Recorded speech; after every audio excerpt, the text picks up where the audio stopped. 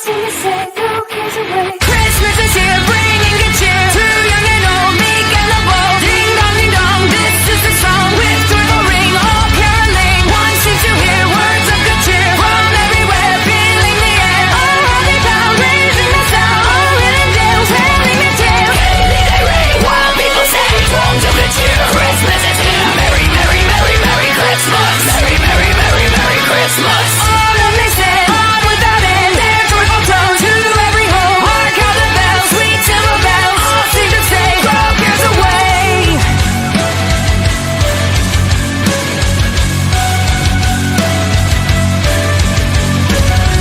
Christmas is here, bringing good cheer to young and old, meek and the bold. Ding dong, ding dong, this is the song with joyful ring, all caroling. One seems to hear words of good cheer from everywhere, filling the air. Oh, how they pound, raising the sound. Oh, hidden dales, telling the tale. Gaily they ring, while people say, songs of good cheer. Christmas is here, merry, merry, merry, merry Christmas. Merry, merry, merry, merry Christmas. Autumn they say, on without end, their joyful tones to every home. Hark how the bells, sweet silver bells, all seem to say, throw cares away.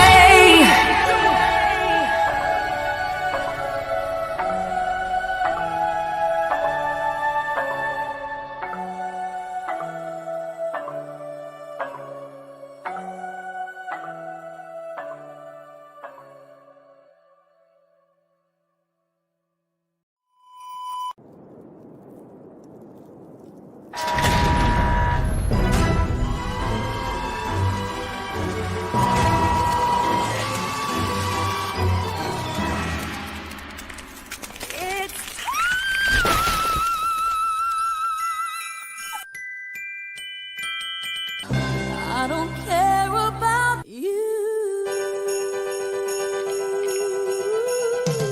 I want a lot. I need to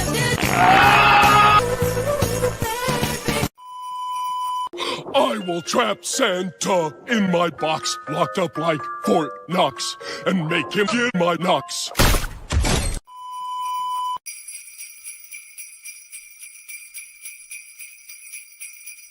Christmas. Yeah, yeah, yeah, yeah. A radiant dream of love for everyone with Onpassive.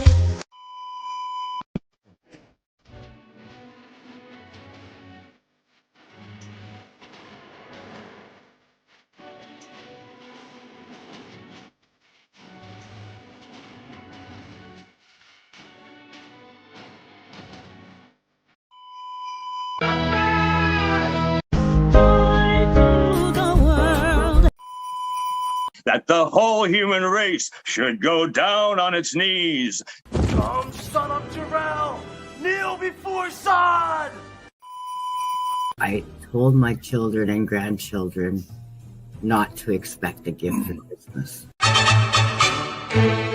It's beginning to look again like Christmas everywhere online. I am live. I'm a live monster celebrating Christmas. So what if I'm the monster?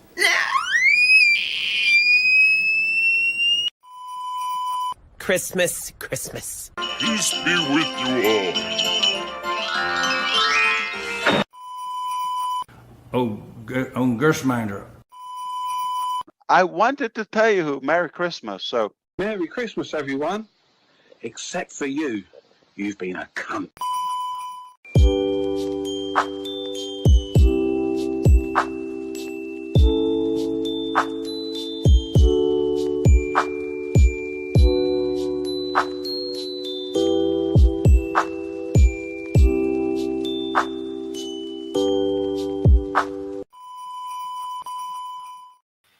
Hello, everyone, and happy FriYAY to my sayers of nay, and Merry Christmas or Happy Holidays or whatever it is that you celebrate at this time of year. It is the time of year to celebrate it. So happy whatever you celebrate. Violet was here, but it is very late where you are, Violet. If you fell asleep, I will not be mad at you. Albs came in to say it's FriYAY with the say, nay, nay crew. That's hard to say. A lot harder to read than I thought it was going to be. We have Nev here who is driving. Please drive safely. Mr. Level says, happy holiday, guys and gals. And Sam is here. And Nani is here. Good to see you. Joe comes in and says, Merry effing Christmas. Ash is in the red room with Sala. I'll believe you. I'll take your word for it. I don't know how you know, but I'll believe you, Joe. I'll take your word for it. That's some ditty shit. Maybe. Ernest saves Onpassive. That would be amazing. I would definitely love that. I really did. That would be great. I put coal in everyone's stockings. I believe you, Onpassive. I believe you, Mr. Ash Mufareh. Hello, good to see you. Welcome. So it's been a little while since we had a FriYAY with the Sayers of Nay, but it is officially the countdown to Christmas, everybody. It is officially 5 days until Christmas Day, 4 days until Christmas Eve.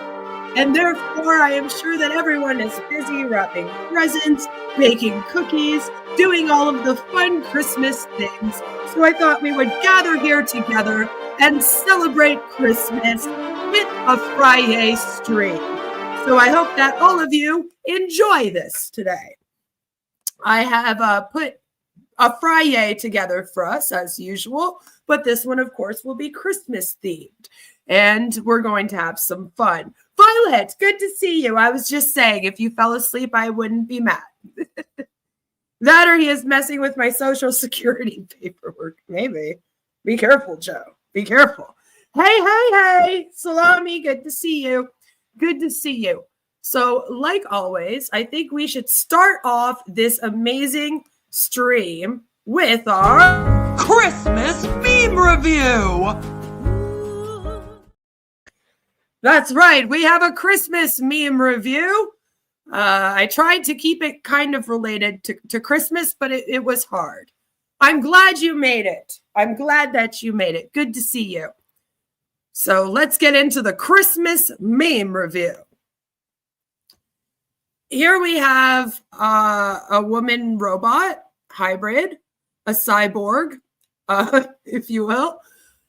Data migration is crucial for modern business, which I guess for them, it's a really good thing that Onpassive is not a modern business, because we all saw how they did their data migration. And I wouldn't do it like that in future. That's not who I would be going, who I'd be going for. Then we have this one coming back bigger and stronger, the Onpassive ecosystem. And as you can see, this is a good old Tim Johnson, Pat Parent. It took two of them to make this. Yep, it did. And we have 3 ashes. I think that they might all be from the same day, though. It looks like he's wearing the same outfit, but I'm not sure. Payments for data centers are crucial. That's what it should be. I'm not sure, but it does look like he's wearing the exact same suit. So either he only has one suit, which could be true, or this was probably all taken on the same day. I don't know why we need 3 of him, I guess, to fill the circle. So there's that. I guess it's kind of Christmassy. Then we have this, always forever. And it's like the internet in the background. Can't really make out what it is. It looks like just a bunch of random code or something. And then, of course, we have the Onpassive logo. And then we have the robots. And they're all holding hands, it looks like. And then they're touching fingers and there's hearts around it. I'm not sure what's going on with that. Maybe they are going to make some robot babies this Christmas. Who knows? Who knows? But I'm not sure what this has to do with Onpassive. Maybe this is their new robot. You can't miss a data center payment. AWS don't play around. I guess they found that out the hard way. reach for glory. But the only thing that this person is reaching for is the Onpassive logo, which, as we know, won't bring you much glory. So, you know, there's that. New robots do have to come from somewhere. And since Ash isn't going to make them, I guess they got to make themselves. Let them eat prayer. The robot, yeah. So I'm not really sure what this is about, like reach for glory. And then he's holding up the Onpassive logo. I guess Onpassive is supposed to bring you glory. It really only brings gloom, though. So, I mean, they were close. Maybe it was a translation issue. Is Amazon going to send the bailiffs to collect on $40 million? How does that work? Do you know what? I'm sure that they would put it into like a collections. I'm not really sure. And I don't know how much he owes. He said 3.4 million, but it could be more than that. I feel like he would lowball it, not round up, right? Now we finally get into a Christmas post, and I was so happy. Onpassive logo up in the top there, and they put a little Christmas hat on it and the one in the center. And it says, as the snow falls and carolers sing, may your heart be light and your spirits bright. And as you can see, Santa is having a hard time pushing the present over. Make sure I am under every founder's Christmas tree, from giant-ass adult diapers. Get yours today. Apparently, they're just going to put some presents and an Onpassive logo under the Christmas tree, you know? This one's probably the cutest one so far. Hello, Jelly Snack. Good to see you. I mean, at least they got Christmas, you know? Like, I can't really complain about this one. You know, it's kind of just here because it's an Onpassive Christmas meme. But compared to all the other memes that we have seen that they make, this one is pretty. I mean, it's kind of cute. We got some little cartoon Santa pushing presents. I mean, if they would have removed the logo, it would have been perfect. But, you know. Chris said, if I watch a 2-minute prayer YouTube video, all my dreams will come true. Wow, that's all it takes. Gotta get on that then. Then we have Onpassive saying we don't believe in consent. Sorry, that might have been too far. I'll scratch that joke out. All right, I will persist until I succeed. And it's written on a napkin. So I was a little confused. I was like, this looks like something that, you know, if you wanted to be a famous waiter, then maybe you would have posted this. I don't see what it has to do with Onpassive. Oh, Santa said the present would already be under the tree. Thank you, Chuck. I'm glad that you liked it. You're so inspired. See, like this is what I mean. It's like, in terms of this picture, like the robot one is pushing it a little bit because like they don't really make robots, but at least it has to do with technology. Like I can see where the tech is. With this though, I'm like, there's a coffee, a napkin, and a pen. So we don't have technology even in the picture. I mean, unless you want to consider the pen to be technology. I know. Maybe it's like an Apple pen and I just don't know any better. And then it's just like, I will persist until I succeed. And the only thing I could think is that this is supposed to be like symbolism for a 9-to-5 job. And then they're like, I'll persist on the internet until I succeed. And it's like, just go to work. Okay? Just go to work. I guess you will persist until you succeed. Yeah, persist. We're going to persist until we succeed. Good morning, Onpassive. But like, I get, and then is it on a table or a shag carpet, by the way? Like, what is this? It looks like mustard. Like, I don't know what it is in the background. And then they just like slap their logo on it. Obviously a stock picture or a stolen picture from someone else, right? That's not like their picture that they took. Founders, please do limit the emojis. so that you are not seen as a bot in the chat. It's also not good for your personal channels, by the way. Also known as do or die. I mean, yeah, I guess. Yeah, maybe that's what it is. God has blessed Onpassive for yet another massively successful year. That's right. The pen doesn't match the ink. No, it should be probably black ink. But here we are. It does look kind of AI generated, eh? It does, which is probably why this table looks like mustard. Onpassive has accomplished so much this year. It's unbelievable. They've accomplished this. This picture shows you what they've accomplished. Writing down notes on a napkin. Onpassive, let's be candid. And I'm like, more candid than you are right now? Because like, I feel like Chris is candid enough. You know, Chris Johnson, he can take it down a notch or two. Same with Michael Williams. When he gets going, you know, he can get pretty candid. But I don't know if we need to tell them to be more candid. Like, let's not do that. That's not a great idea. Have to keep poor Al busy. Poor Al. The year in Onpassive. Record number of useless and pointless webinars. Yeah. Actually, I do feel like the last couple of years, they've had more webinars because they've been shorter. So they've been able to do more of them in a day. Whereas before, when I was first covering them a few years ago, they would do like one webinar a day and it would be like 5 or 6 hours long, right? And then like maybe they would jump on a stream quickly for like a half an hour or something. But for the most part, they were just doing those 5-6 hour long webinars. So they would only be like once every couple days or something.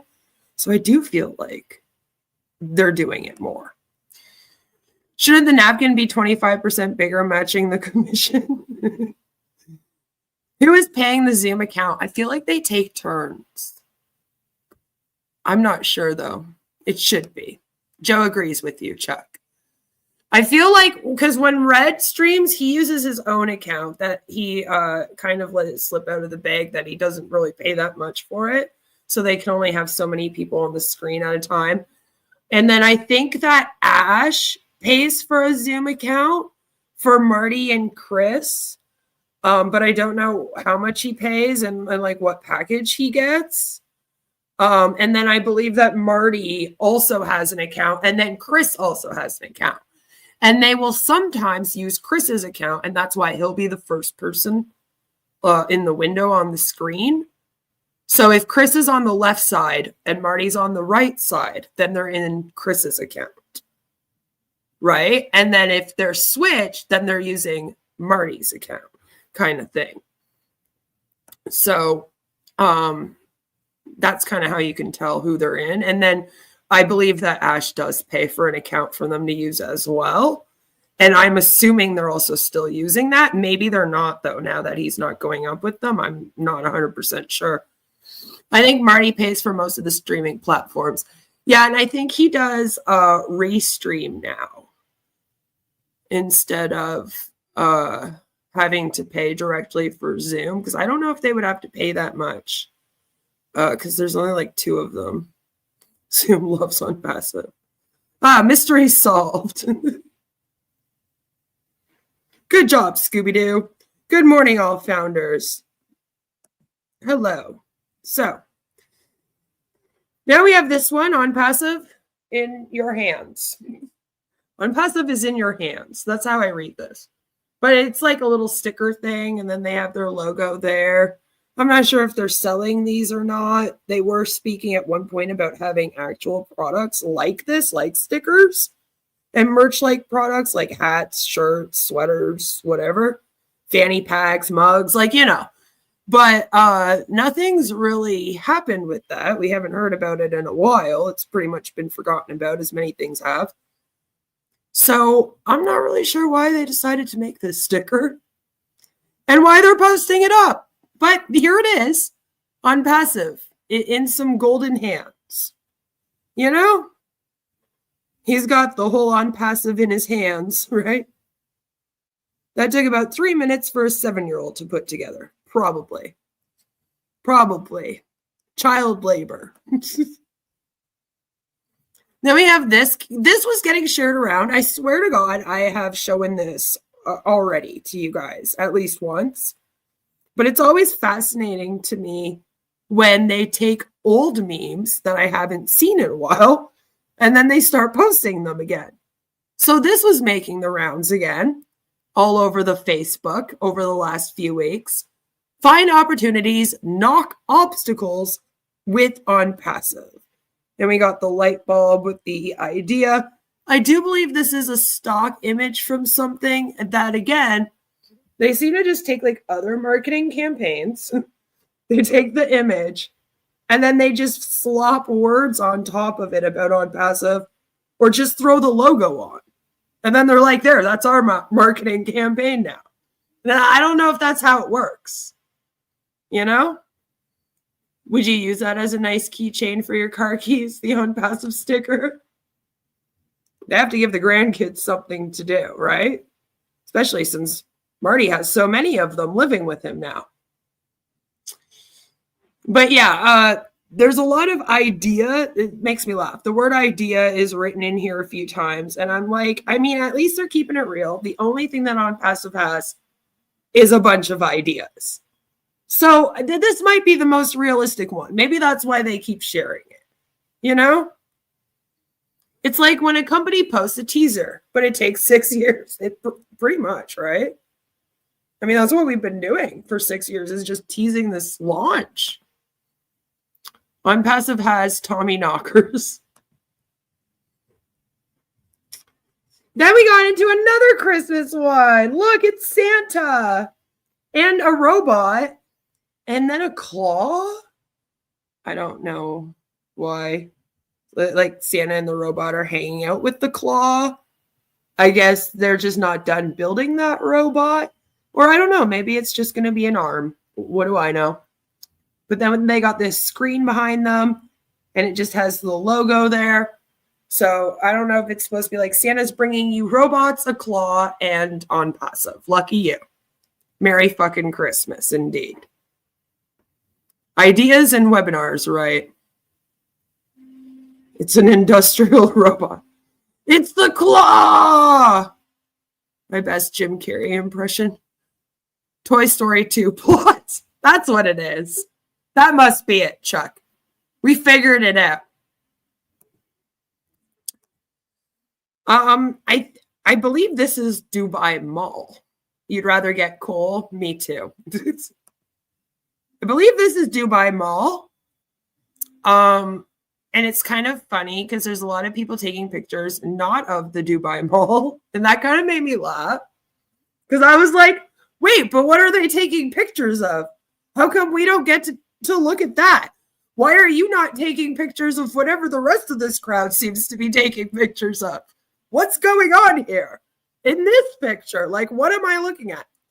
So apparently something really fucking cool is going on to the right that we just can't see. We're not in on that. So thank you for showing us that we're missing out, I guess. But the Dubai Mall has a Santa hat on it. And, you know, their marketing campaign would probably be coming to an end, though, soon. I'm assuming Ash hasn't paid for that many years based on how broke he's allegedly been and the, you know, how he can't pay his employee wages, his bills, and etc. I'm kind of like, I don't even know if they're advertising in the mall anymore. So, Mr. Level, do you know if they're advertising in the mall? Have you been recently? I know that you have been not that long ago. Did you happen to go in there and see that they were like doing that in the mall, you know? I've been waiting my whole life for people to tell me vegetables were unhealthy and I shouldn't eat them. Bring back the carnivore show. Yeah, they're not really doing that as much anymore, right? What happened to that? Are they still in there? They're still in there? It would be coming to an end, you would think, though, sometime soon. Yes, the Dubai metro station stop. There is one that is named after Onpassive, but I believe that they did buy the rights to that for 10 years. So They might have paid for that. I don't know how that works either. They do a lot of advertising. So that's why they're still showing them all then, because they're still advertising in there. Although, like I said, you would think that that would be coming to an end soon. Again, it depends on the contract they signed and if they paid for it in advance. I hope they did for their sake, you know. But again, there's no point in the marketing because no one can even sign up right now and register. So it's like you got all this marketing all over the Dubai Mall, but if people are like, okay, what's Onpassive? And they type in onpassive.com, they don't even get a website anymore. They're just led to this login page, and then they can't register or log in, and they can't even really see what it is. So they really are only getting whatever marketing is in the Dubai Mall. So Merry Christmas to the Dubai Mall. They got the Santa hat. I wish we knew what was going on to the right here that everyone else is taking a picture of, but we don't. Apex predators do not graze. This is cute. As we celebrate Onpassive, our hearts will glow. And we got some little blue snowmen. And we got Onpassive on the Christmas tree. And some rainbow people dancing. Because it doesn't matter what color you are. They will prey on all races.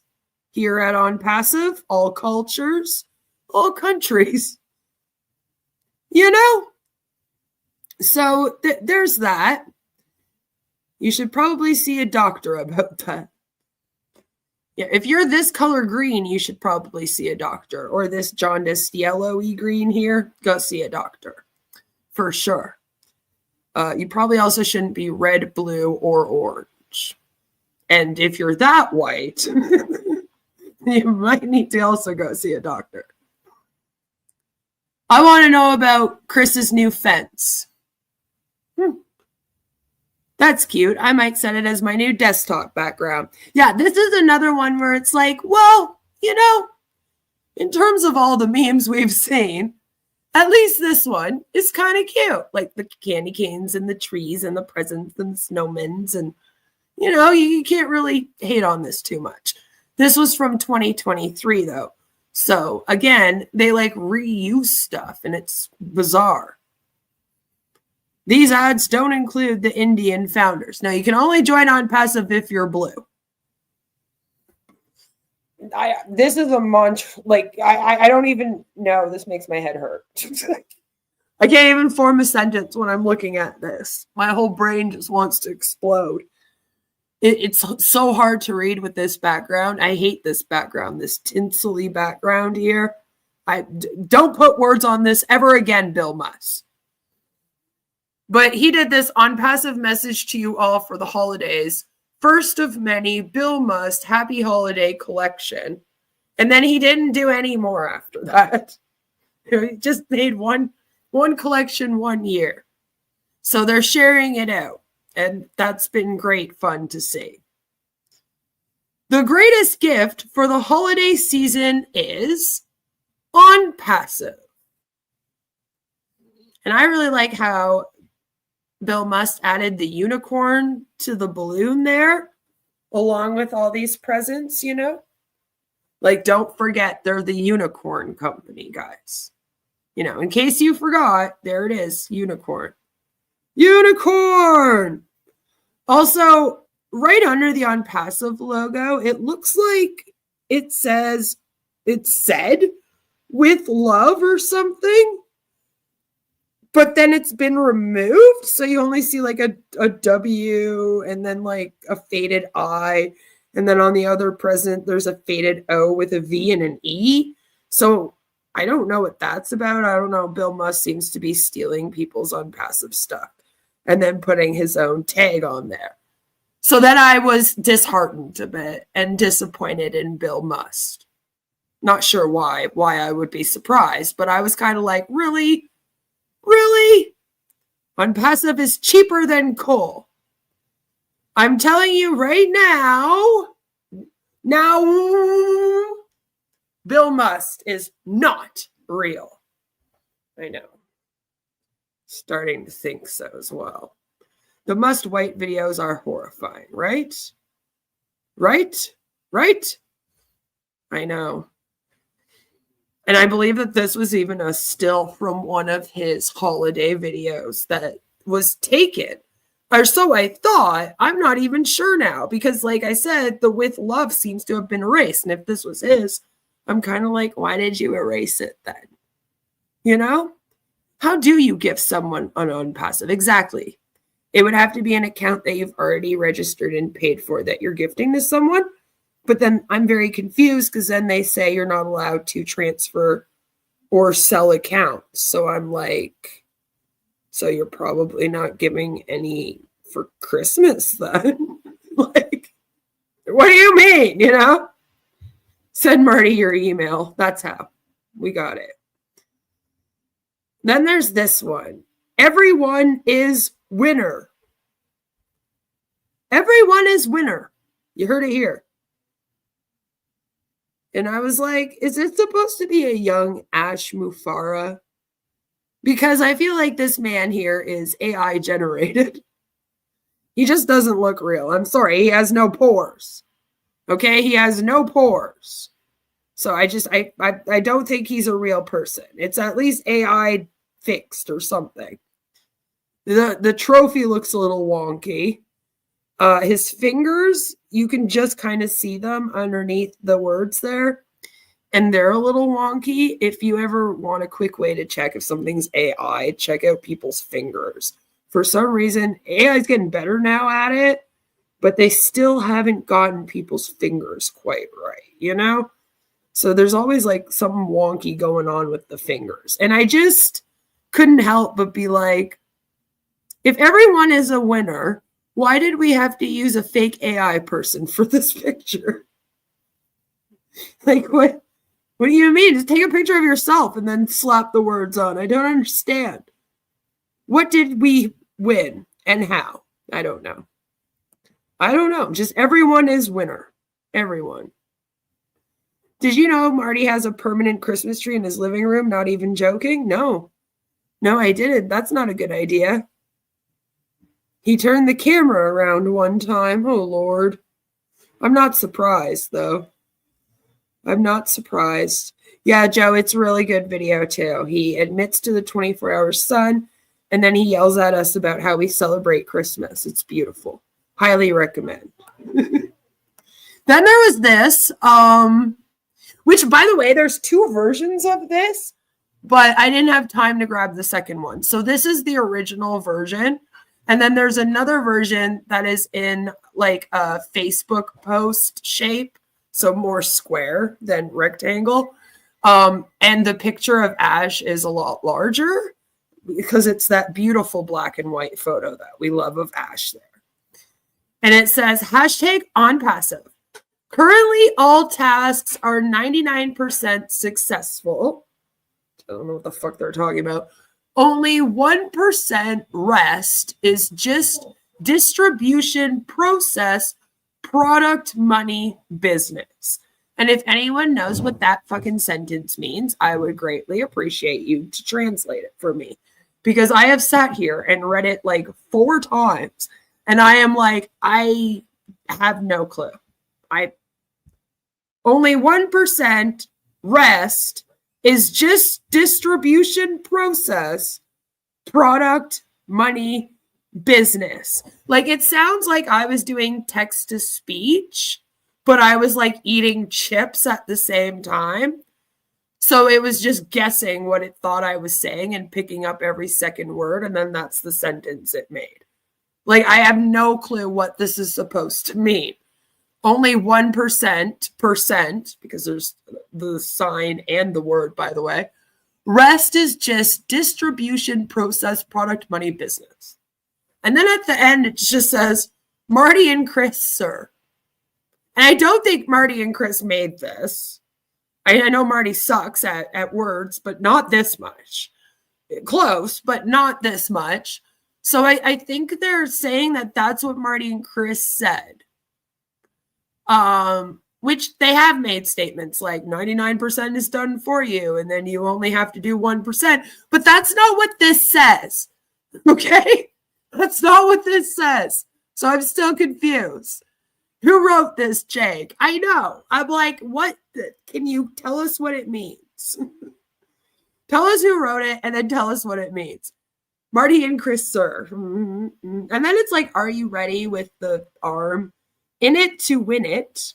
We got a bunch of roses and ash. And up there we got a robot that's throwing its hands up because it also tried to read the fucking page and has no clue what it's saying.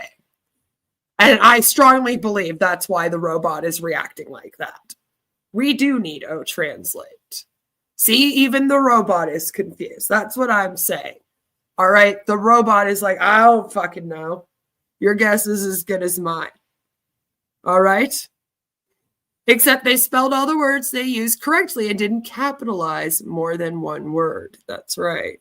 And like random, this random first letter of words. Like if Marty wrote it, the word distribution would have like a capital D as well randomly. And you'd be like, why? Maybe Marty is in the way of the tree. He's hiding. Fat neck ash. Yeah. Yeah, this is that like black and white picture that they keep sharing of his, which I think it's an awful picture. And I still think that they added his hair in a little bit. So it's kind of fun. But yeah, I'm with the robot. I don't know what the fuck this means. Your guess is as good as mine. I tried. Then we have the Onpassive Christmas trees, which there has been a new one every year. We have this Onpassive Christmas tree. Then we have this Onpassive Christmas tree, which this one's personally my favorite. I kind of like it. You know, I feel like it took a little bit more to make this one, you know. And then there's this one, which it gets a low grade on creativity because it's just the logo over and over again. But you might also appreciate this because what shape is this in? It's not a Christmas tree. What shape is it? That's right, Violet. That's right. Then we have Merry Christmas and Happy New Year from Motivation House. Okay, someone shared this video out on their Facebook because I guess like me, around the holidays, they were looking for Onpassive like Christmas videos. So they came across this and they shared it out. And I was like, what was Motivation House? I've missed this whole Motivation House era. So let me know if you want to find some Motivation House with me and we can check out what it is. It looks like it involved Michael Williams and some woman who I don't recognize. So I was like, I'm game. Like, let's find out what this is. So let me know. Let me know. Yes, a pyramid. Exactly. Are they all using Onpassive AI to make videos? No, not all of them. Just Marty is. Michael looks like he's yelling, so that's fitting. It's very true, right? Open mouth. Even the eyebrows are going a little angry. He's always yelling. I feel like if we watched Motivation House, we would definitely get him yelling. That's for sure. Very unmotivating. Motivation House was very unmotivating. I believe you 100%. I'm not questioning you. I'm just intrigued by it. Because I do feel like it would just be Michael yelling at everybody. Hello, sweet. Good to see you. I'm glad you could make it. Like, I don't know who this woman is. So I was like, oh, interesting. So maybe we'll find out in the new year. Then we have good old Marty here, which this one confused me as well. We got an old picture of Marty with an Onpassive hat. And it says, Merry Christmas and Happy New Year. May the Christmas season fill your home with joy, your heart with love, and your life with laughter. But then at the bottom, it says, from the Onpassive family. So I'm like, oh, nice. It's from Onpassive. That's lovely. But then underneath Marty, it just says, best regards, Marty. So then I'm like, wait, is it from Marty then? Or is it from the Onpassive family? Who's sending me this card? I need to know. Hello, Serene. Good to see you. I need to know. Yeah, he just like posts it everywhere. It's on everything. Yeah, it has to be his favorite picture of him. Is that Santa? The worst Santa ever. He just comes into your house through your back door and then sits on your chair for the whole night and then leaves in the morning after he eats all the cookies, drinks all the milk, and you go to check under the tree Christmas morning and you just get this card with an Onpassive account. Yeah. Merry Christmas. But yeah, I don't know. Is this from the Onpassive family or is this best regards just from Marty? Is Marty stealing this from people that were trying to say Merry Christmas from the Onpassive family? And he was like, no, actually, fuck all of them. This is just from me. I'll never know. We may never know. The sofa doesn't fit in the chimney. You would need a forklift to get rid of him. That might be true. That might be true. Your chair will smell like bacon and farts. You'll have to throw it out the next day. I'm into no context Brits now. Well, good, Joe. Good. You'd need Bob Larson on speed dial if he came into the house. And if you're talking about Sweet God, she's from New Zealand. Then we have this.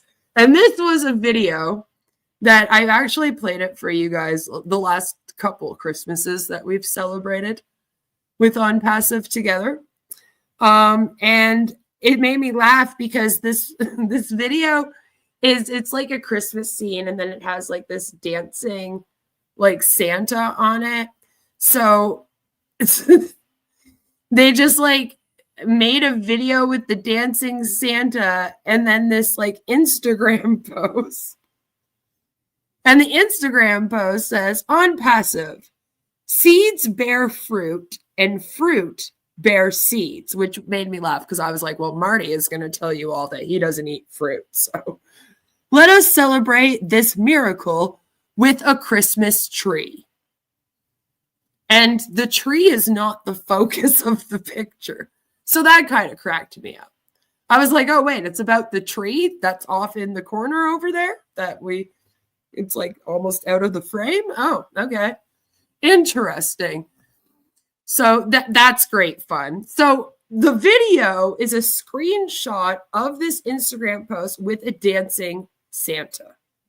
Someone then took a picture of the video of an Instagram post with a dancing Santa. All right. Are you with me? And then they posted that picture onto their Facebook. And I was like, this is some Onpassive Christmas Inception if I have ever seen it. And it's just beautiful.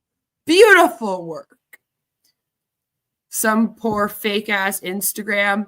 It's the official Onpassive Instagram that posted it, which hasn't been active in a little bit. I believe going on like 2 years now. But it was active, allegedly, at the beginning of all this. Sweets from your imagination. Merry Griftmas, Baron. Good to see you. Which came first, the fruit or the seed? Ooh, asking the real questions now.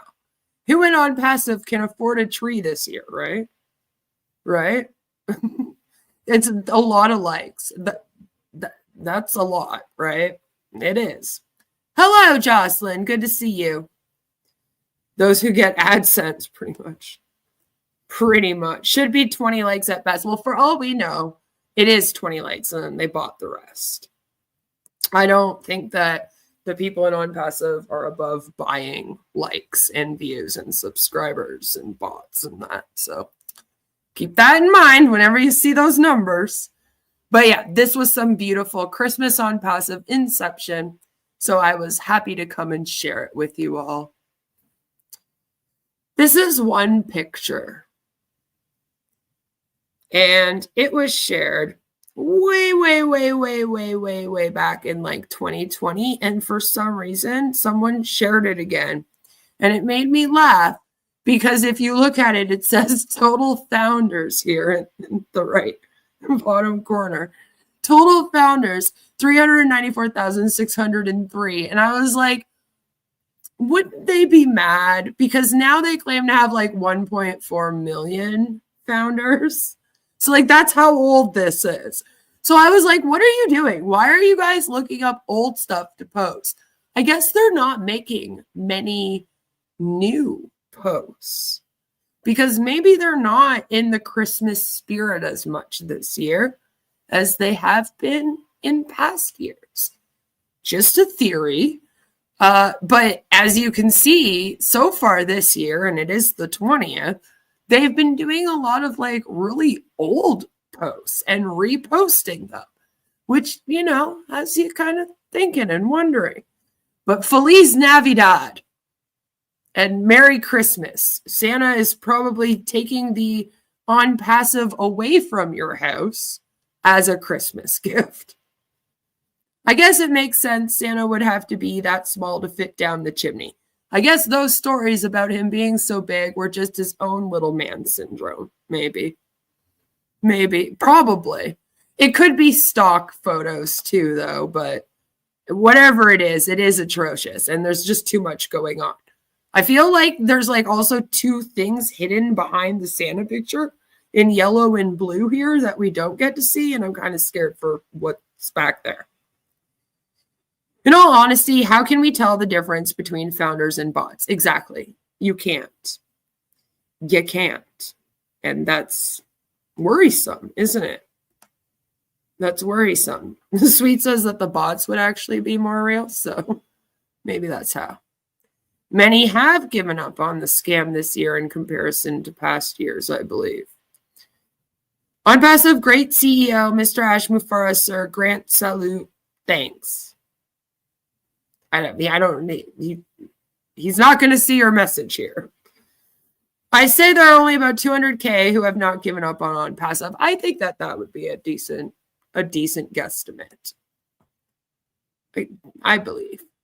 Gone back to their roots, back to basics. Some of them have left for other scams, unfortunately. Santa's like, screw this, send in Krampus.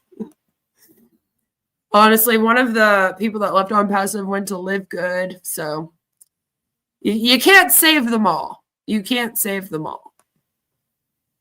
Ah, sorry, jump scare. Jesus, a little delayed because it took my screen a second.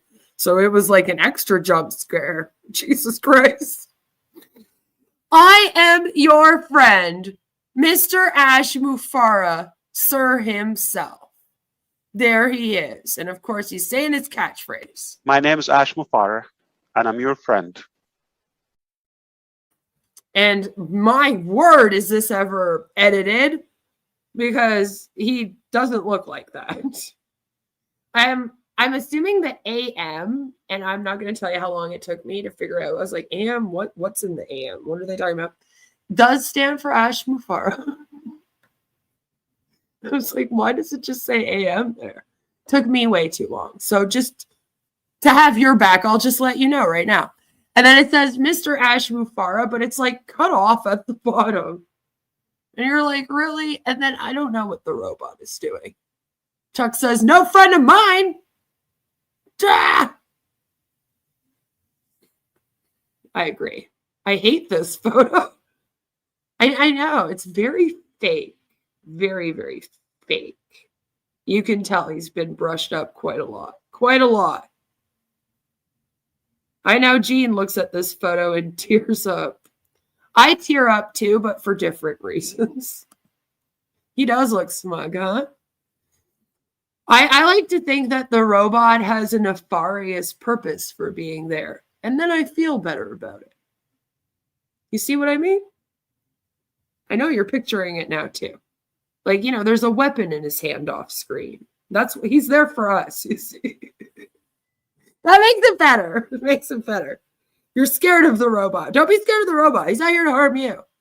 He's just here to harm our friend. And that is all for our wonderful, amazing Christmas meme review.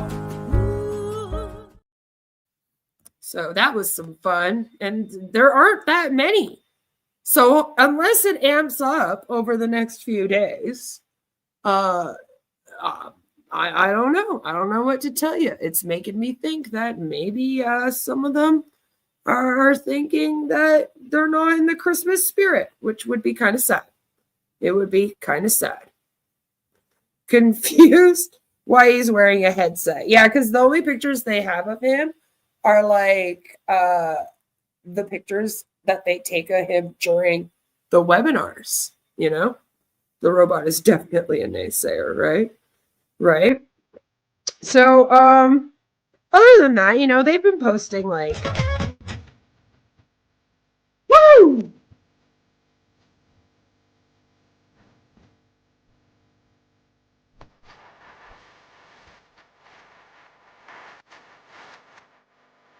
I don't understand the point. I guess just to be happy and then show just a bunch of random Onpassive stuff. Like, I don't know, like, what is this for, you know? We got AI Angel. What the heck is this? What am I even looking at right now? What is happening? Headset looking on broccoli hair, pretty much, right? All the other pictures are police mug shots.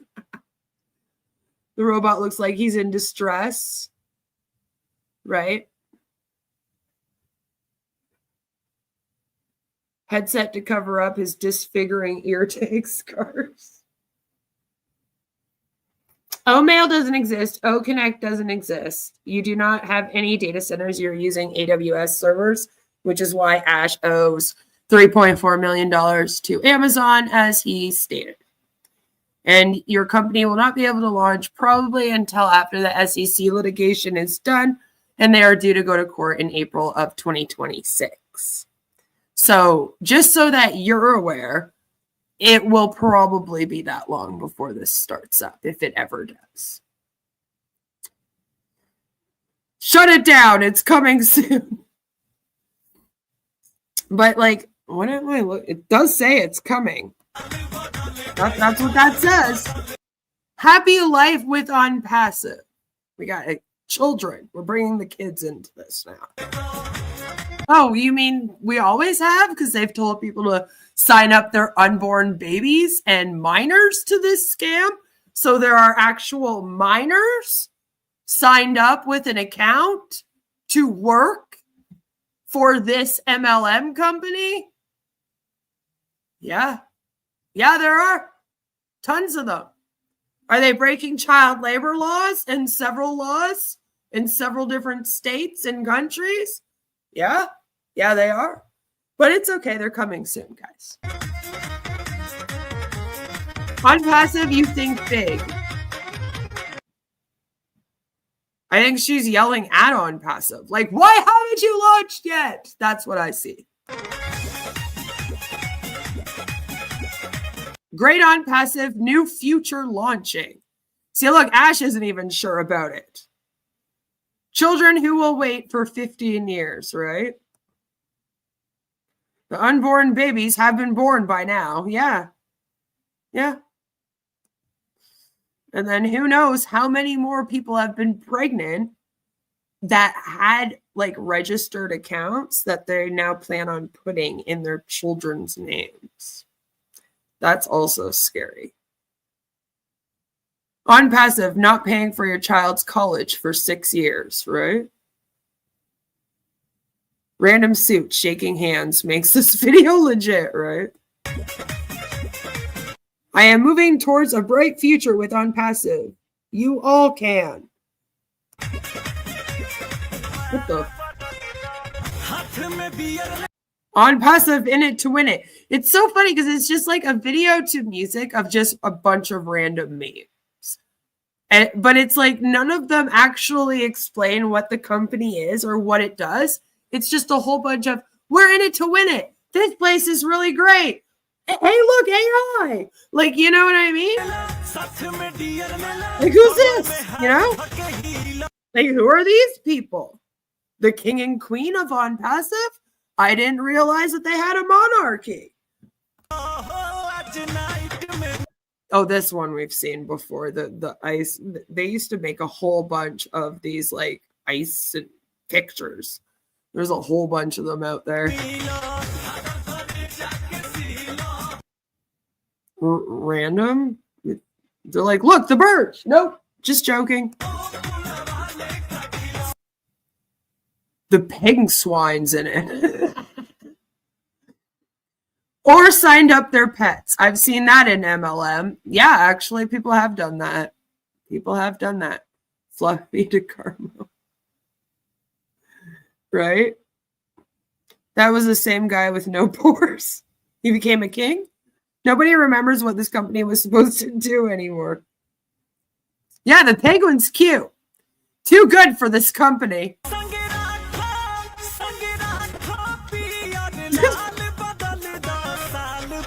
Whoa! Holy shit! If I didn't know any better, I would be like, how did I just end up drunk? What just happened? I'm looking at this makes me feel like I'm 6 drinks in. Jesus. A little better, I guess.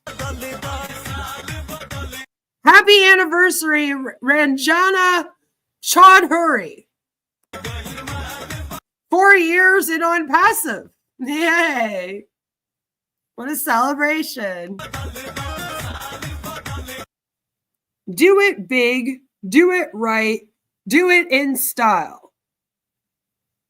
All things that Ash Mufareh has not been doing.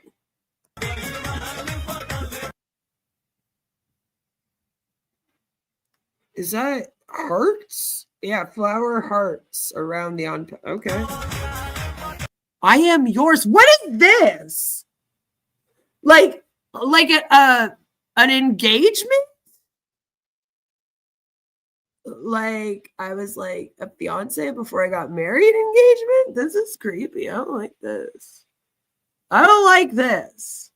And I have to be real. If I was in a company, any company of any kind, and somebody made a video like this to be like, happy 4 years, and they included like a picture like this in it, I would be a little creeped out. I would be a little creeped out. I would be like, why are you making this for me? I'm sorry, I'm married and I'm not interested. It's creepy. It's a divorce ring. Have a good one, Chuck. Ah! Whoa, did you see that? Hold on. Ash had a heart. What just happened? Ooh, I don't like this at all. I don't like this one. This one's scary. And look at the fingers. See? AI fingers. I told you guys. Look at the fingers every time. Look at the fingers. Look at the hair. And you'll go, what is this? Onpassive purity cult vibes. Yeah, really. Really. Yeah, like, what are we doing? Is this the AI with hearts? Oh my God, he's killed the AI. He pulled Al's heart out. It's just not a good image, especially with those wavy fingers. He's betrayed Shiva. More wavy fingers. Wavy fingers. Now it's holding a green Onpassive. Oh, I hate the lettering for Onpassive in this. Lord have mercy on our souls after we had to sit through that. We're not even done yet.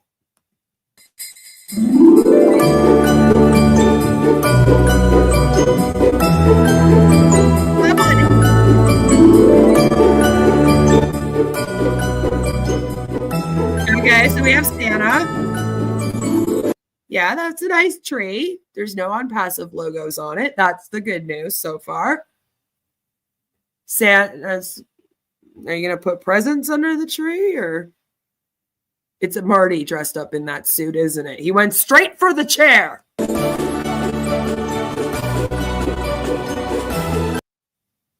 What is this? What is this? A picture book of Ash Mufareh? Oh, Lord, imagine getting that for Christmas.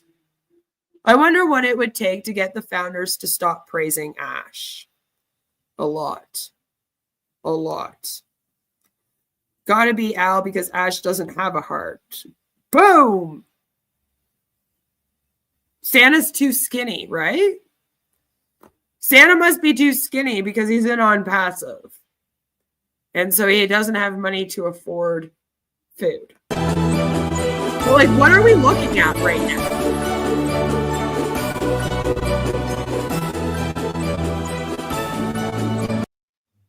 I don't understand the story. So Santa comes in, he sits down, and then he looks at an album of Ash, and because Ash exists, he gives the people presents? Is that what I'm supposed to take away from this? What is the point of the marketing? What is the message, right? Oh my. Well, I just have nothing to explain the rest of these pictures. Never mind. Forget everything I just said. I was wrong. Why is the butterfly bringing an Onpassive present? I don't even think that little butterfly could carry that. It's not presents. It's just empty boxes. Right? You open it up and it's just a little note from Marty DeGarmo. It's his Christmas message that he stole from the Onpassive founders. Santa's way too happy to be looking at this picture book. Like, are we sure that he's looking at the same one we're seeing? Hello, Sherry. Good to see you. Glad you could make it. Too jolly. This is the one time that Santa would not be jolly. He's like nodding. Oh, wow. Look at this. This is so cool. Across the globe. Oh, you've been stealing $108 million from people. Huh. I think he should be on the naughty list, Santa. Should be on the naughty list. And then I'm like, who the fuck is this guy? It must be the founder that created this video. But it's just so funny to me because, I'm going to be honest, he doesn't look too happy in this picture. So it's like Ash and a bunch of like random Onpassive Christmassy things. Then we got, of course, Onpassive. It looks like it's melting over a flame, which that doesn't look good. I don't think that's positive. They're like, we're burning Onpassive and there's an apple. And then it just pans to this guy's picture and it says, Happy Christmas to you. And he looks pissed. Pissed, I tell you. He's peeved. All right? He's given me the kind of eyes that make me think that in his head he's thinking, Onpassive, you really need to Stop going there. All right? Because look it, they're setting it on fire with a candle. A candle, damn it. It's someone's grandson? Maybe. Maybe. That colored square logo thingy looks suspiciously Microsofty. It does. Onpassive real 10,000%. Define real. Pissed because no money from Onpassive, right? He's trying to be sexy. He's just failing. Right? That look is going to make the woman run out of the bedroom, all right? Merry Christmas to all Onpassivians, Ash. Isn't it beautiful? And then it keeps going. Yeah, it's not over yet.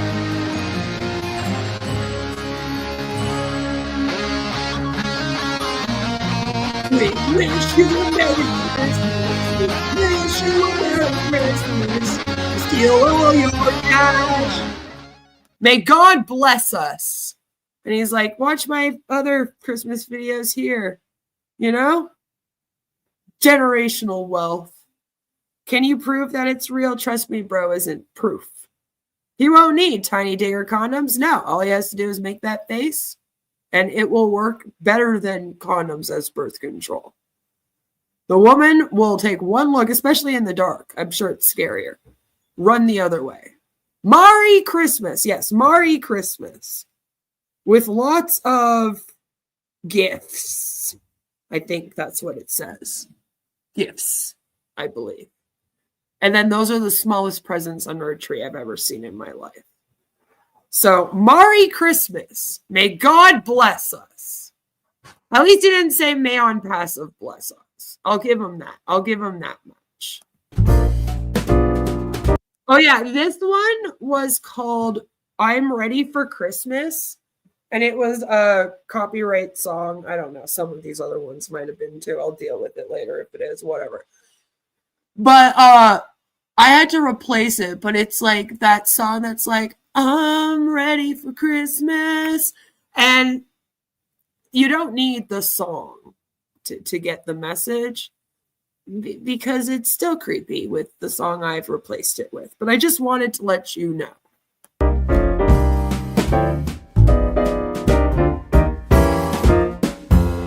Up on the housetop, reindeer paws. Out jumps good old Santa Claus. Down through the chimney with lots. The most metamorphosed individual award. Of toys, all for the little ones' Christmas joys. Ho, ho, ho, who wouldn't go? Ho, ho, ho, who wouldn't go? Up on the housetop. My angel. And again, it's other people making this video for this person to celebrate them being in Onpassive. And I can't help but be like, it's giving me creepy stalker vibes. Like, it looks like a video that, like, my husband would have made for me for, like, our anniversary or something. Like, you know? But I do make these videos for my family. All right? I make them for my daughter. I make them for my husband. I've been making videos for friends since I was in high school on Movie Maker on my computer. Okay? That's why my life has gone down the tubes and I became a YouTuber. So it is what I do at the holidays and things like that. I'll put together little videos celebrating my family throughout the year, you know, things like that. So when I see this, it gives me the same vibes as you would get if you were watching one of those videos. I posted up one for my daughter, even here on YouTube for Mother's Day. I made my daughter a video for Mother's Day. And, you know, similar sort of vibes where you're like watching it, you're like, yeah, this doesn't look like a coworker celebrating working with you for a few years. Like my angel, it's a little much, you know? Down through the chimney with transhumanism metamorphosis, maybe. Like, what is this? We got doves, usually a sign of actual love, along with peace.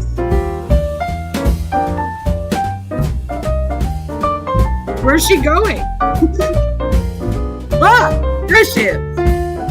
Yeah, it's Marcian. Mm-hmm. It's a celebration. Up on the housetop, reindeer paws. Out jumps good old Santa Claus.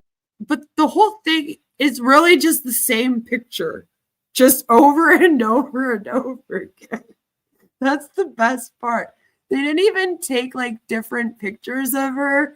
It's the exact same one. Down through the chimney with lots of toys. It's beautiful. And then it like randomly, because as Jelly said, this is totally about Marcian and they're celebrating, okay? And Jelly's like, I'm embarrassed, I know who that is. It didn't really matter. But randomly it says, Merry Christmas, Ominu family. So then I'm like, so did Ominu make this? Because I didn't find it on their channel. It was on another channel. You know how they all like re-upload things? And I believe this one might have even been found. Somebody might have posted it to a Facebook group, but I didn't get it off of Ominu's channel. So I was like, was it made by Ominu, or is this person also like wishing Ominu and her family a Merry Christmas? Very confused. Either way, though, whoever made this has a crush on Marcia. So prove me wrong. It looks like a cigarette. Who would it go up on the housetop? Click, click, click. Down through the chimney with good Saint Nick. And that's it. So I just found that interesting. Kind of Christmassy. But again, it doesn't give me vibes of like, oh, they're celebrating Ominu being in this company for 4 years. That's not what I'm thinking with this. I'm thinking this looks like somebody that is like proclaiming that they're in love with these people. Either Ominu or Mercian, whoever it's dedicated to. I'm confused. It's like just weird vibes. And then they made another one that reminded me of a meme, so I decided to redo it for us. Alone, yeah.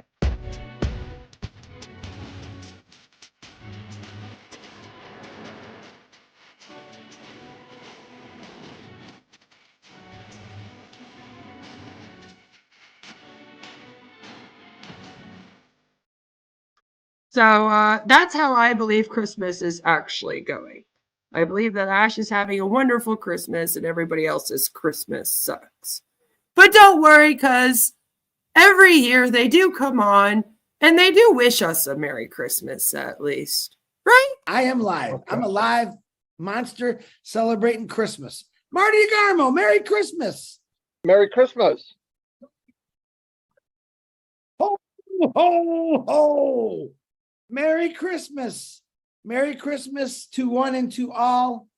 All right. So I hope you're having a great time, everyone, and I appreciate the invitation. I wanted to tell you Merry Christmas. So we appreciate everyone. We accept them no matter what you celebrate. I believe it is Christmas is a global, universal, cultural, cheerful event, an occasion. No matter what the faith is, I believe we all appreciate. Hey, the calendar is based on Jesus' birthday, so let's accept that. Merry Christmas to everybody from the Johnsons. Merry Christmas, everybody. Ash, thank you. God bless you all. All right, see the big picture, guys. Yeah, all right, see the size of the universe. We're nothing, and we can always win. All We've got together. room to win. Room to win. Room for everyone. Yeah. Plenty. Plenty. All right, have fun. All right. Thank you, Ash. Share the love. Woo. Jingle bells. So, happy Christmas, everybody. We bring you good tidings, good company, and some good cheer, and a little bit of good fun as well. And it's something to celebrate. I know a lot of people don't think about it, but it's something that when we think about our family, friends, we're coming to the end of the year, and a lot of good things have happened, within Onpassive. We look at it, you look at the journey of Onpassive, where we started, from 2018 and up to now. The transformation of this company is so amazing. Merry Christmas to all of us. We are happy to be here. And then ensure again that we are family, and then this family, Onpassive family, is showing here again here. Good to see you. Thank you. Merry Christmas to everybody. I want to thank you, Red and Jane. I've been your followers Mondays, every Mondays, and to hear how you people discuss family matters and integrating them into Onpassive. I'm glad we made it together. It's good to be with the family and those who thank you so would much. love to be on the panel, but obviously we're limited to 6. Okay. And yeah, it's a joke. Well, first off, I hope you would have a great holiday and enjoy your time with the family and everyone. We did love being with you here. We loved it. On behalf of the entire Onpassive family, staff, executives, management, all of us here, founding members, new customers that we already have, all of us, we appreciate. Can we call it Red Christmas? It's a Red Christmas, yeah. So that's amazing. Me too, but close enough. Maroon, maybe.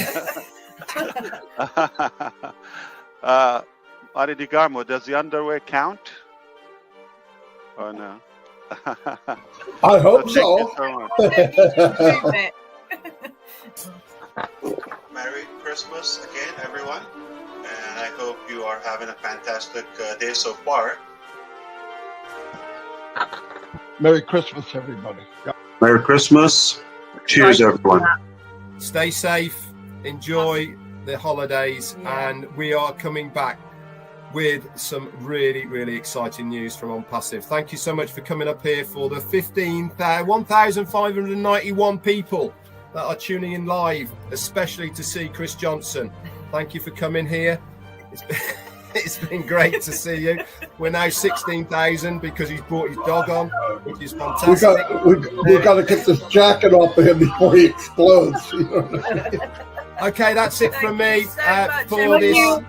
This is from Jane and I on this Christmas Eve Santa special. Yo ho ho with Ash Mufareh. What a special Christmas Eve it's been. Thank you so much, guys. We love you lots. That's it from us. Bye. Bye-bye.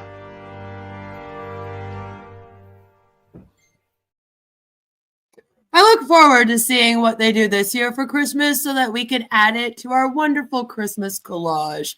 That is them wishing everyone a happy Christmas, Merry Christmas, whatever you say, happy holidays, Feliz Navidad, etc.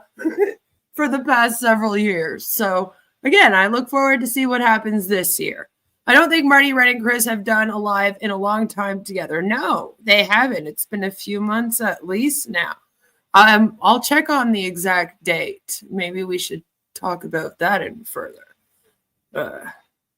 future. Further in future. That's what I meant to say. So I look forward to seeing what happens this Christmas with them. They usually do a live stream at Christmas Eve, another one during Christmas Day. They spend New Year's Eve together. And so it will be interesting to see how they celebrate. Because, you know, like they say, it's time to celebrate. The holidays are coming.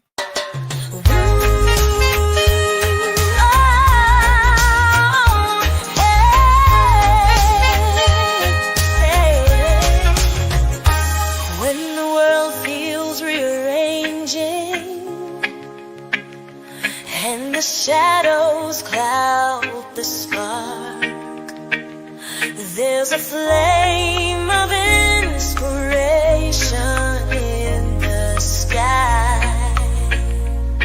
Onpassive brings the future where dreams fly. A radiant dream of love for everyone with Onpassive. We build in unity, a boundless dream of joy that's shared by everyone.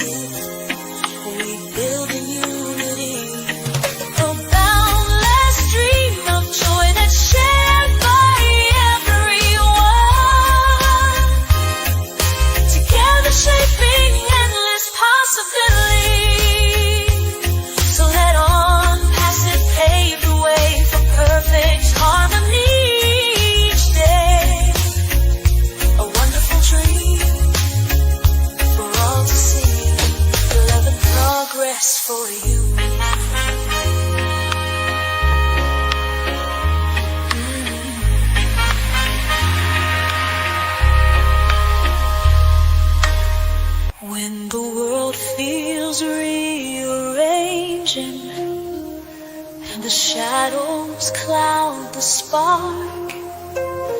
There's a flame of inspiration in the sky.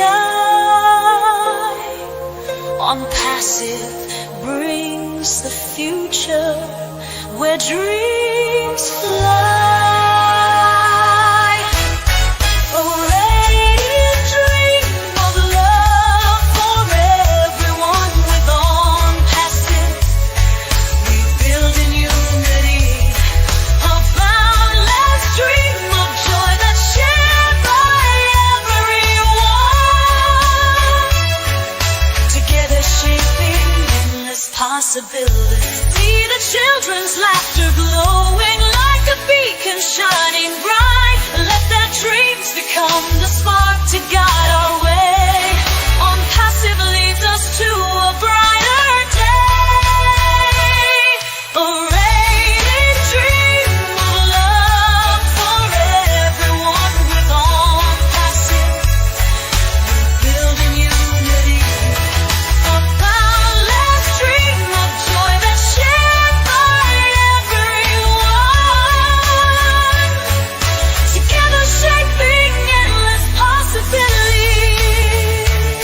So let Onpassive pave the way for perfect harmony each day. A wonderful dream for all to see. Love and progress for you and me.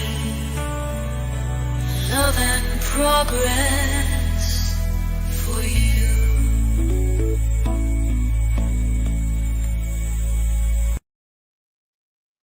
Yeah, so that is the newest Diaper Baby Christmas song. And if you thought that Bill Must posted a brand new Christmas song, no. He just reposted that Christmas song without the diaper babies. He posted it with a Christmassy background. But of course, we like the diaper babies over here. So that was our diaper baby segment. I hope that you all enjoyed that. I think now would be a perfect time for us to do Tanya's insane posts. We have some crazy stuff. I have some Tanya's insane posts. I'm going to call this Tanya's Xmas Madness because she's been going a little insane. So first we have a post from her in another Facebook group. Again, she is the admin and mods and whatnot. This cannot be repeated enough times. Stop it! If you still want to be a part of Onpassive and earn from its products, stop it! I'm like, what are we stopping? Just stop Onpassive? I'm trying, Tanya. I'm trying. How clever do you need to be to understand that by harming Onpassive, you are harming yourself? Not really, but okay. Write this down. Everybody, write this down. This is very important. To those that do not believe in Onpassive anymore, or are a part of that force, I don't know why that's in quotes, but okay. Trying to stop Onpassive, karma is there to put everything in its place. Yes, I am. Thank you, Tanya. Hi. There is no way to avoid it. It's just a matter of time. So be it. And she posted this up with their Stop Sharing Misinformation Bill Must video, which we have already reacted to. We reacted to it when we were after we watched Ash earlier on in the week. So you could go and check that out. But I was like, oh, really? That's what we're doing? Yes, we need to stop it. We need to completely stop going there. You know, because you don't want... She wants to be the first to make us look silly. You want to be known as that, as the first to make them look silly. Even though they make themselves look very, very silly. Write that down. That's right. Karma, a name drop. That's right. We do love me. Thank you.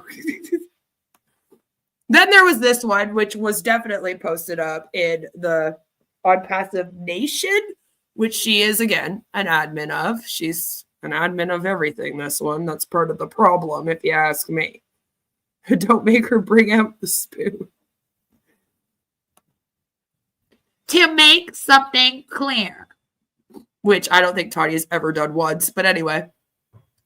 When you see any video from Marty DeGarmo in some non-English language, do we really need to write down that you have the original English version on his YouTube channel? I don't know what the issue would be with doing that. Like, what would be the actual problem? That they're just telling people to also watch that video on his YouTube channel. Is he not just getting more views then? Anyway. Come on. If you don't understand that language, it means it's not done for you, but people who need it in their own language. And I'm like, I think we know that, Tanya. I don't think anyone, like, are people complaining? Like, it's been, like, what? No clue where she got this from. The English version is always the base, the original, that gets translated into other languages. And the funny thing is, a couple times Marty's actually put out the other version. So he'll do a live stream. He'll show the English video in the live. But then when he goes to upload on his channel his videos, a couple times he's put the other language before the English version. And so I'm wondering if maybe people have noticed that, and then they're going, hey, can you also put up just the English version of just this 5 or 10 minute video here? And then Tanya sees it and goes, how dare these people? You know what I mean? If you want to hear the message from Ash that Chris talked about, that Chris talked about, just go to the video posted here in the group. Like, we know, Tanya. Except then she didn't post the video. She just posted up this just a reminder with like an owl with a bow.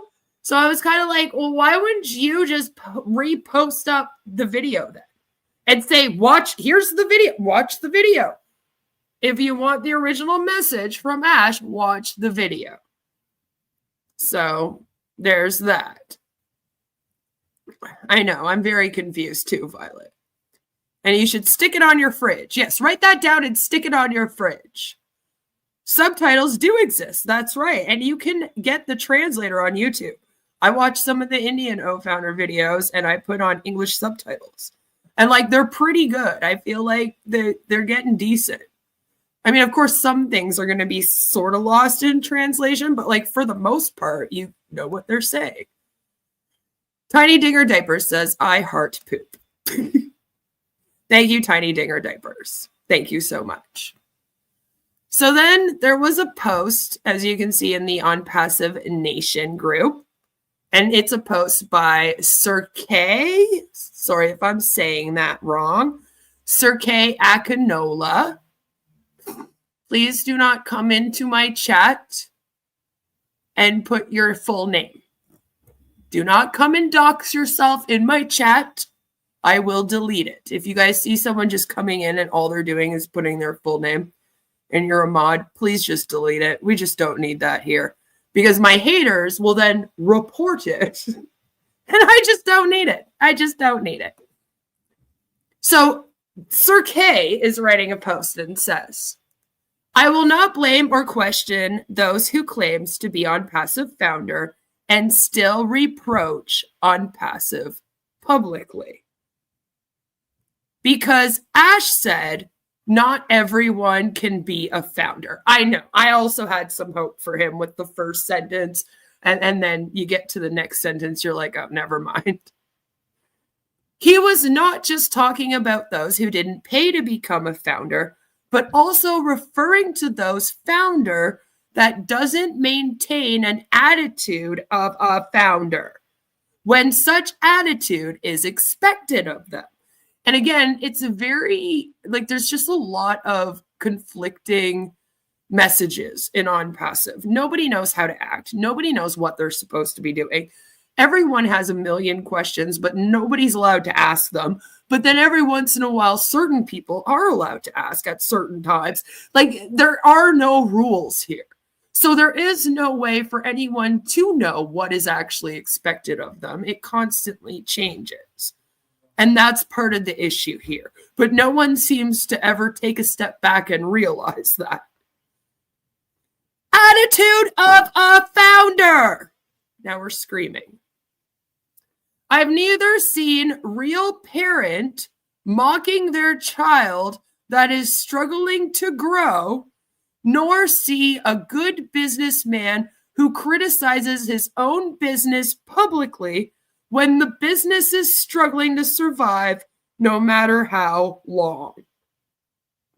It's amazing to me how all of a sudden in our world, all of these people who are struggling to survive are now okay waiting around for a business that's struggling to survive for as long as it would take. It's craziness. A real founder with a capital F does not ignore his responsibility or even cause more damages to the growing business in public, and still claims to be a genuine ambassador of the business. Like and subscribe to Marty's channel and you will make money, right? You might as well start doing that, Lord. The owners of all other successful giant tech companies you see today personally face the early pain of their business, and they also personally claim all the glory now. Okay.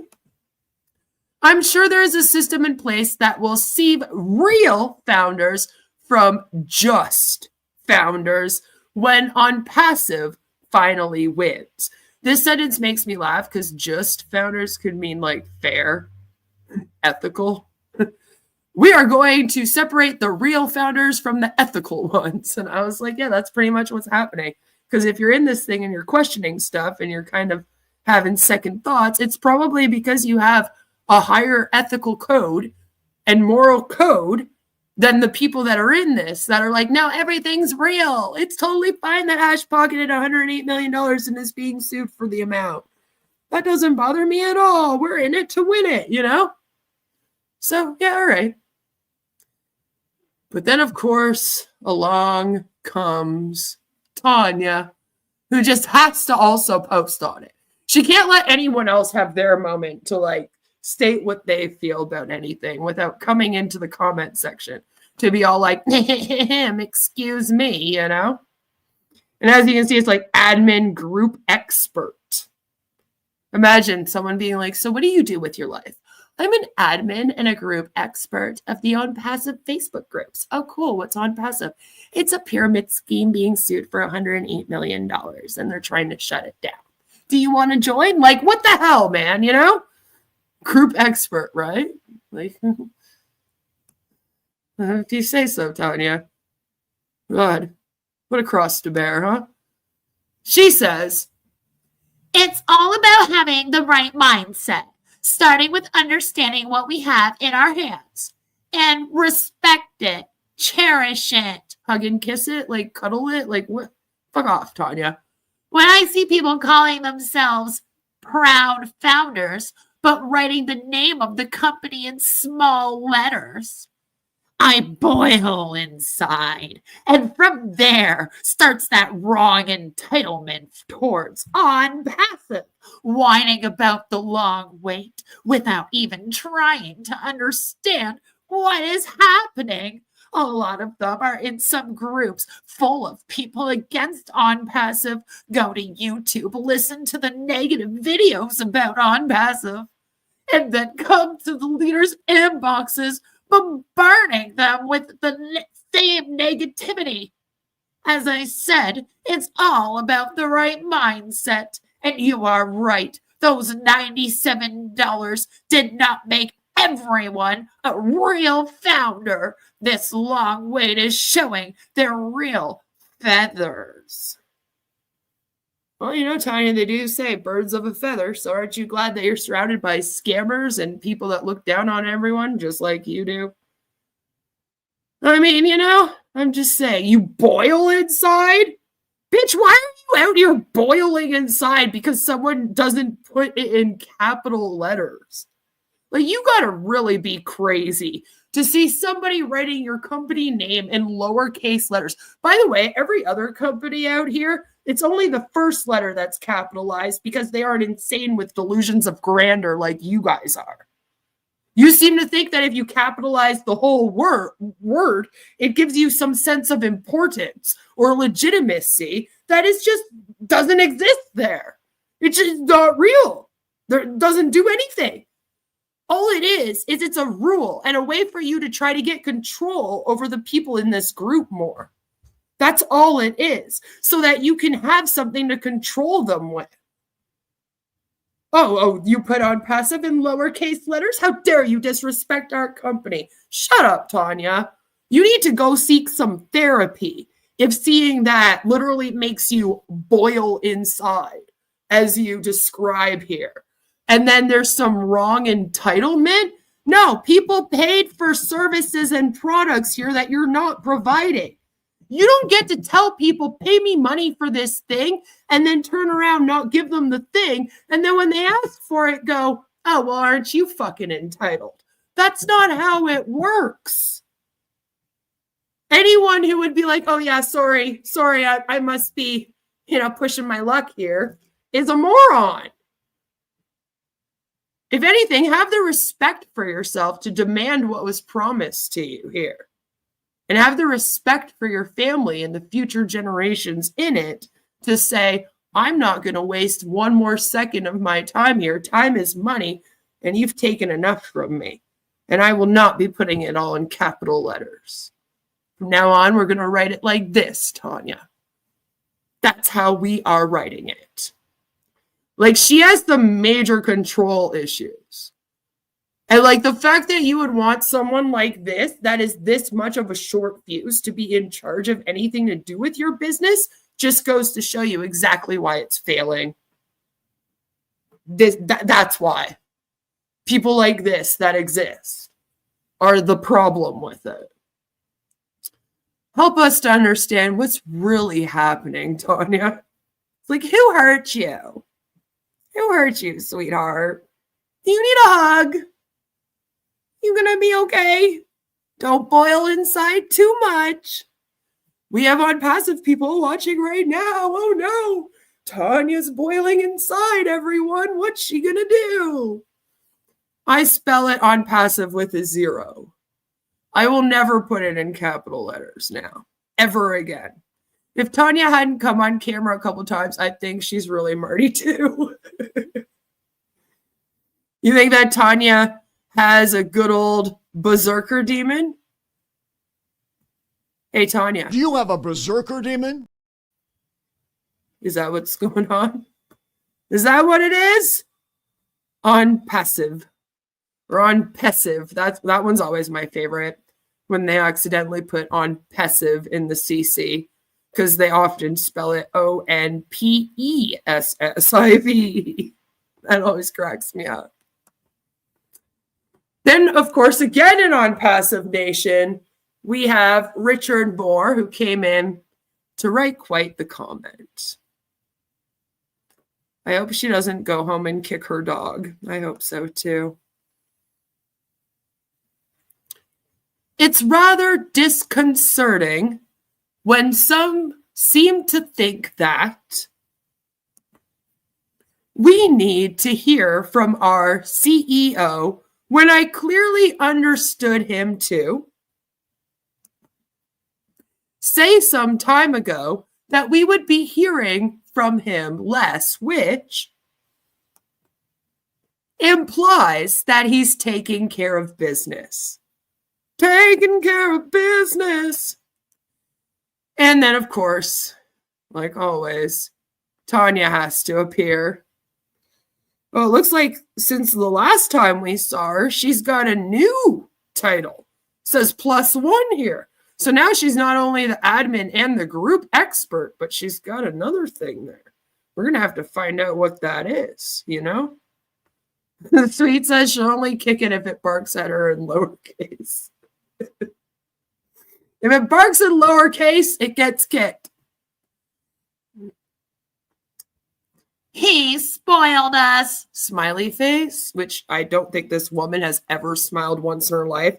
In fact, I'm pretty sure if she does do a real smile, her entire face will crack. And we love to listen to him and see him and experience those positive vibes he is sharing around him. Why is sharing now in quotes? Like, is he not sharing them? Because usually you put quotes if you're like, you know, you don't actually mean that he's sharing the vibes. So I'm confused. Maybe you should learn how to write yourself and do proper grammar yourself, Tanya, before you come out here on the internet bossing everyone else on how to do Onpassive in all capital letters, which is also the wrong grammar, by the way, just so you know. At this moment, though, the important thing is to hear/see him when he is ready to share some good news about Onpassive with us. But I think you are right. We need to get used to the fact that we will not see him as often as we used to. Oh, how sad. You're not going to see Ash as often as you used to. It's funny to me how the man used to spend like 6 hours a day on webinars, and not one time did they think, you know, he spends 6 hours a day with us on webinars. Like, what work is he getting done? And now that he's like allegedly off doing work, they're all like, how come he's not hanging out with us on webinars? What's going on? It is true that they'll never be happy, really. It's very culty. It really is. And again, they can only listen to Ash. And luckily for us, that is all of this week's Tanya's Insane Posts. Lord, Tanya, sometimes you give me a headache. Let me tell you, even on Christmas, you know, and it's not good to have a headache at Christmas. And do you know what else ends up giving me a headache at Christmas? When I have to be reminded of Onpassive past Christmases and how they turned out for real for the O founders. Makes me sad. Christmas time is a big time that people want to really show love through giving. But this year, I think many of us are going to sacrifice, and we are talking to our people for them to understand that we are trying to lay a stone that is going to be a legacy for the family. And it's interesting to see how many are, you know, ready to sacrifice, to forgo this Christmas, but enjoy the love and the company of being together. This year may be a Christmas about just family and togetherness, and not so much the material things, because we're building a foundation of our companies and putting our money into that. But next year will be transformative. It will be able to bless so many others. If you really have to borrow money, let it be $93, or if you're a new affiliate, let it be say $200, and get this account activated. Don't borrow money this season, or the savings that you have made for children's Christmas stuff. Explain to them that we are paying for better Christmases and better futures. If they don't understand now, they will thank you in future. Thanks, Comfort. I'm grateful, thankful, and blessed. Let's keep planting those seeds and reap what we sow. I told my children and grandchildren not to expect a gift for Christmas. And I'm in Canada. I said, many gifts coming, but not this year. Maybe next. So keep planting the seeds, blessing others, and all will be well. Thanks, Comfort. To remind ourselves, in a year's time, next Christmas, we're going to make so much difference to so many people, hundreds of millions, maybe billions, by this time next year, because of Mr. Ash's dream.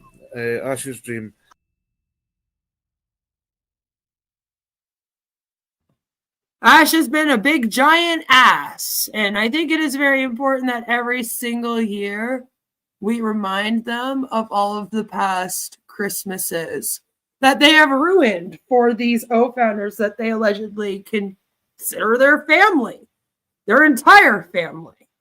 I understand it is very sad. It is. $93 ain't getting you a founder position, bitch. Woo! Chris is angry. Shame. It is. But I think we do. We need to remind them, listen, every single year that this thing doesn't launch, if people are still doing that with their families, that's super sad. I think we need a little bit of a palate cleanser. You know what usually does a good palate cleanse for people on the internet? I've heard anyway. I'm allergic, so not for me necessarily. But people seem to really like cat videos. And, Onpassive is also kind of into cats, or at least Catmo, right?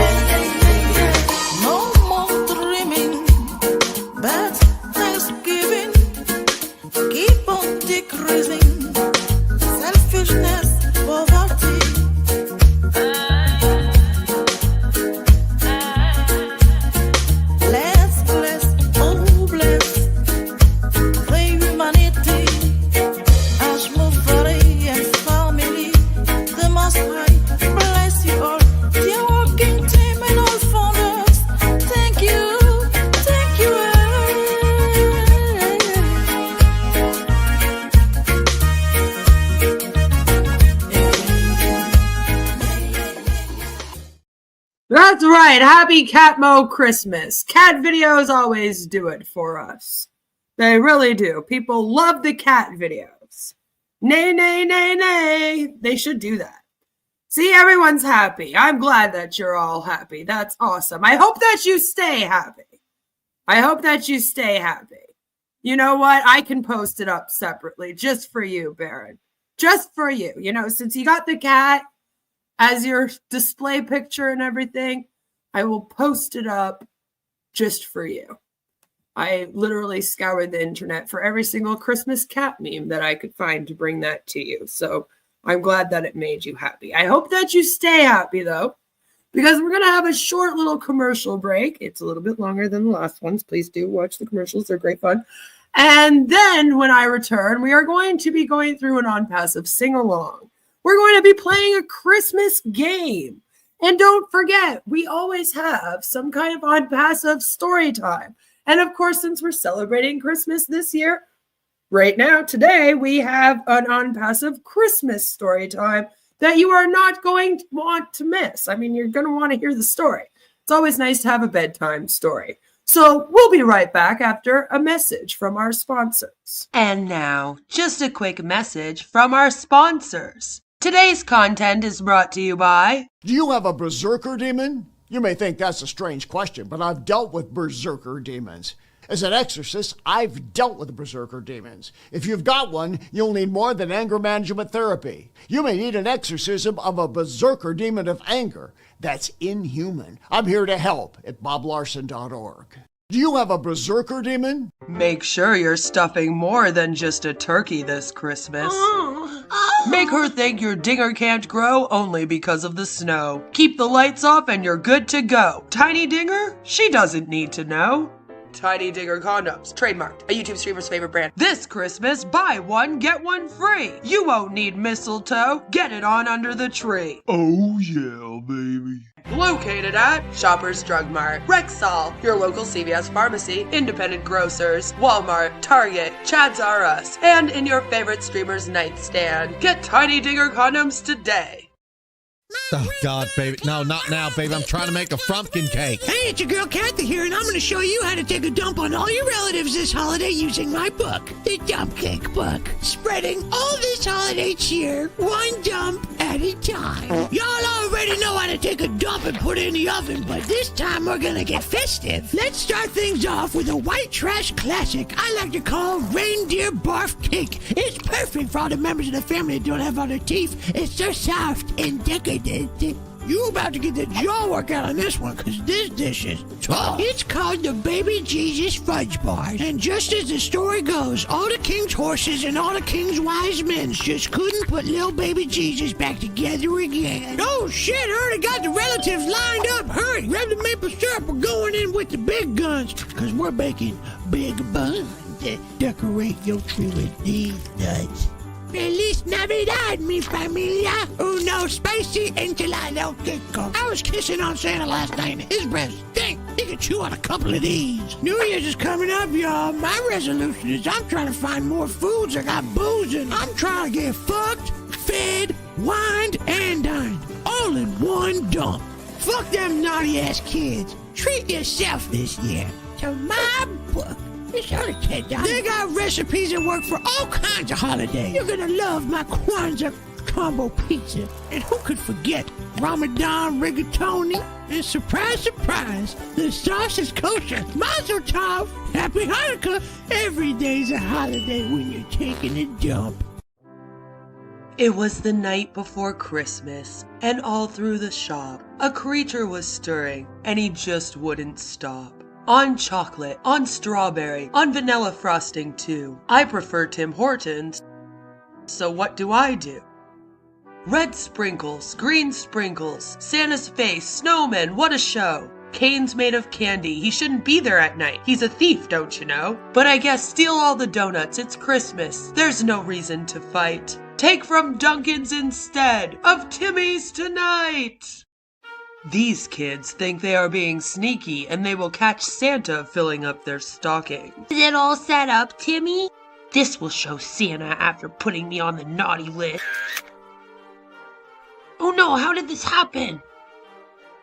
What's this? Thought you would catch me, Timmy. Too bad, you little shit stain. Another year on the naughty list for you. Till next year, maggot. The Polaroid camera can do what no adult has been able to do. Teach Timmy a lesson. Merry Christmas from Polaroid. Do it. Dogs are a part of the family, especially over the holidays. What are you getting your mutt for Christmas? Hey wait, this bastard is under the tree stealing all of our presents! Milkbone, the best dog treats on the market, even if you have the worst dog. Merry Christmas, pal. It's time to go to bed, Billy Jim Bob. Your ma has a date. Okay, Ma. I'm alive!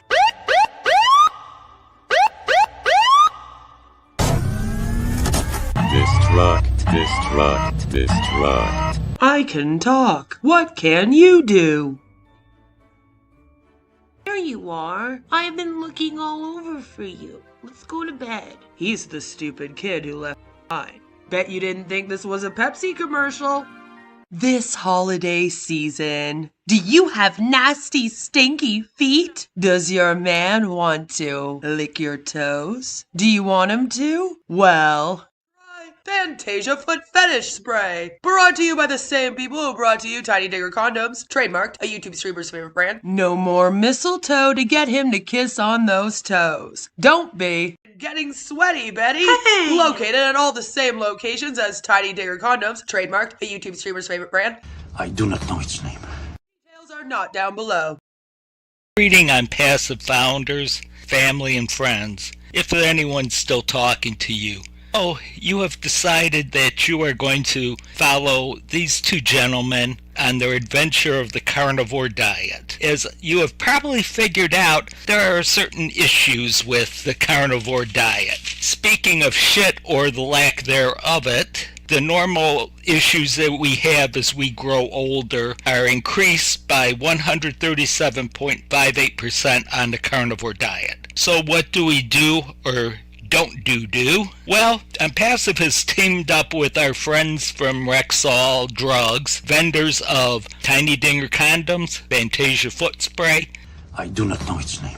Tiny Dinger Diapers, and Giant Ass Adult Diapers. We have teamed up to go with the Onpassive brand stool softeners and laxatives. So have the gentle stool softener for a normal, just doesn't want to come out poop.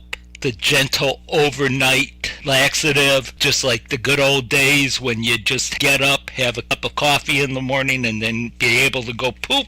The Onpassive Up Your Suppository, quite needed for the carnivore diet. And last but not least, the Onpassive brand Enema, endorsed by Richard Gere. That's what we really like. You understand that? Don't be like this poor guy, sitting there lonely and disheartened, came here to shit and only farted. Please contact our friends at Rexall Drugs, rexall.ai/freemypoop, or for express shipping, call 1-800-555-7667 or 1-800-555-POOP and enjoy pooping. Thank you for listening to a message from today's sponsors. Now, back to our scheduled programming. Yes, now back to the scheduled programming. So I've been talking a lot on here about, yes, Richard Gere. Oh, you guys would like that. I've been talking a lot on here about how I really miss the Julie and Milo show, right? I mean, it's not really going on anymore. And Julie seems kind of sad on her show. I'll be honest. So I thought it would be fun if tonight, if we went and rewound time, because a couple Christmases ago on the Julie and Milo show, they had a sing-along. Yes, they did. It was great fun. So I thought that we would give it a little view. So let's have some fun.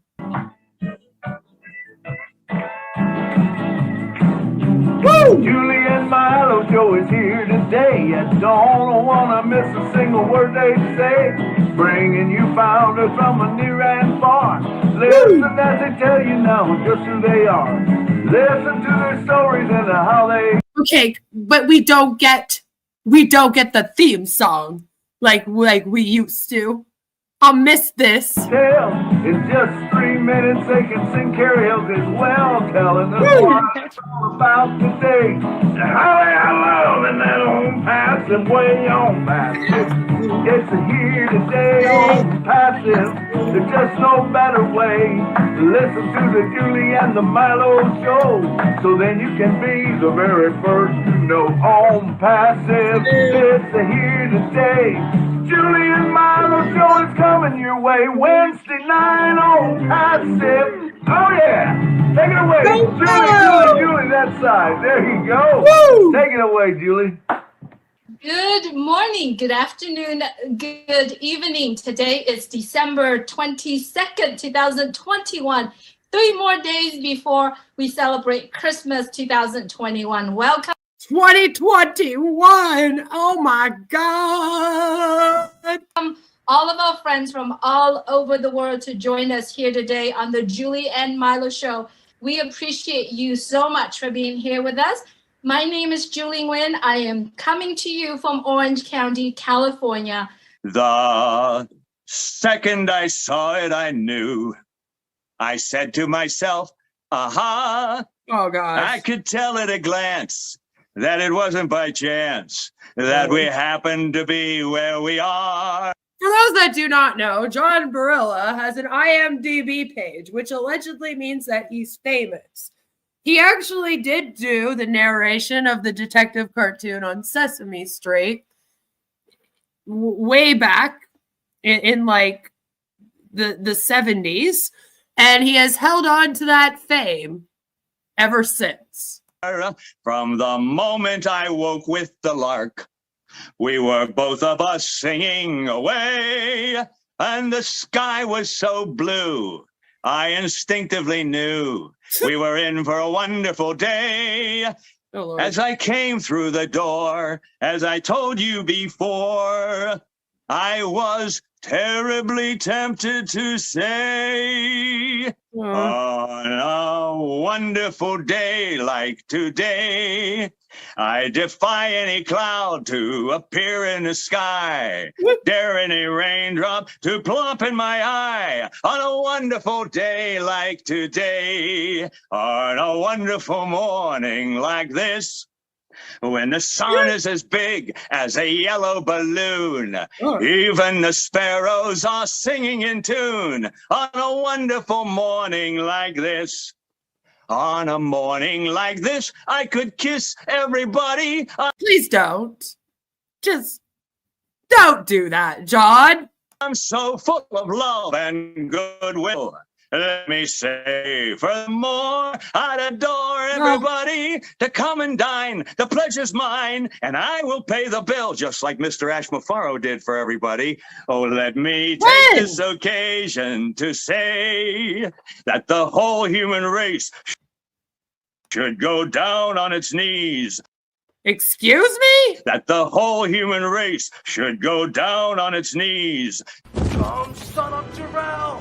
Kneel before Zod! Okay, calm down there, John. Show that we're grateful for mornings like these, for the world's in a wonderful way, on a wonderful day like today. Oh, my. And? Oh, no. God damn it. One wasn't enough, John? Please. He's going to break out into another song. This man is like a theater kid gone wrong. Literally, a theater kid gone wrong. I'd like to wish you a Merry Christmas. I wish you a Merry Christmas. I wish you a Merry Christmas and a Happy New Year. Lord. Good tidings to you wherever you are. Good tidings for Christmas and a Happy New Year. Merry Sam says John Barilla filmography on passive webinars from 2021 to present. Christmas, everybody. Sleigh bells ring, are you listening? In the lane, snow is glistening. A beautiful sight, we're happy tonight, walking in a winter wonderland. Gone away is the bluebird. Is everyone going to go a cappella? Stay is a new bird. I don't like it. He sings a love song as we go along, walking in a winter wonderland. To be fair, I would rather have John on again. In the meadow we can build a snowman and pretend that he is Parson Brown. What? He'll say, are you married? We'll say, no, man. But you can do the job when you're in town. Later on, we'll conspire as we dream by Are we going to conspire how to give you some tune? Like the fire to face unafraid the plans that we made, walking in a winter wonderland. Walking in a winter wonderland. He sounds like me when I was first making music and I was like trying to make bad music so that no one took it seriously. But I didn't realize like I wasn't good yet at making it sound bad while still semi sounding okay. So like the first few songs I did are very like just monotone. That's what this reminds me of. Okay, that's all I'm gonna do. Long time above and back. Jesus Christ, thank God for that. Now what is this? Is this Dr. Benny? Bethlehem, so like Holy Bible say, Mary born child Jesus Christ was born on Christmas Day. Oh my God. So Jesus, even Jesus is like, Jesus, why did I have to do that? That's love me, this I know, for the Bible tells me so. Oh wait, we're switching it up now. Sorry, it took my brain a second to catch up. I didn't realize we were switching songs, Dr. Betty. You're fucking with my brain now. Little wants to give me love. Here we both his song. Here Jesus loves me. Oh no. Here Jesus loves me. He's not going to anymore if you keep singing like that. Here Jesus loves me. Ah! For the Bible tells me so. Why do I is it in that pitch? Yes, Jesus loves me. Like, why did you have to do it so high? You're not Mariah Carey. Calm down. I wish you a Merry Christmas. I wish you a Merry Christmas. So the guy beside John Barilla, as Sweet Goth is having a great time pointing out, which, by the way, when I was editing this, that's what got me through. The guy beside John Barilla, if you watch him, he's like literally like plugging his fucking ears. Christmas. I wish you a Merry Christmas and Happy New Year. That's all. Thank God for that. Great song. Yeah, you're gonna notice that the only person that like gets music is Milo and Julie. If we make it through December, if I make it through this song, everything's gonna be all right. I know. It sucks that it's 3 Decembers later and this thing still hasn't launched. Just saying. It's the coldest time of winter. Okay. And I shiver when I see the falling snow. If we make it through December, got plans to be in a warmer town come summertime. Maybe even California with Julie.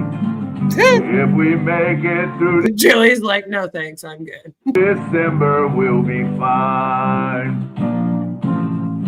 Gotta lead off. You want to get some AI technology first before you claim to be the AI technology company of the world. Make sure you have A, AI, and B, technology. You kind of need those two things in order to claim this. You've made it through 6 Decembers without making a dime. Yeah, you'll make it through this one. It'll be good. Down at the factory, and their timing's not the greatest in the world. Milo would know all about how timing is not the greatest in the world, due to being in this, of course.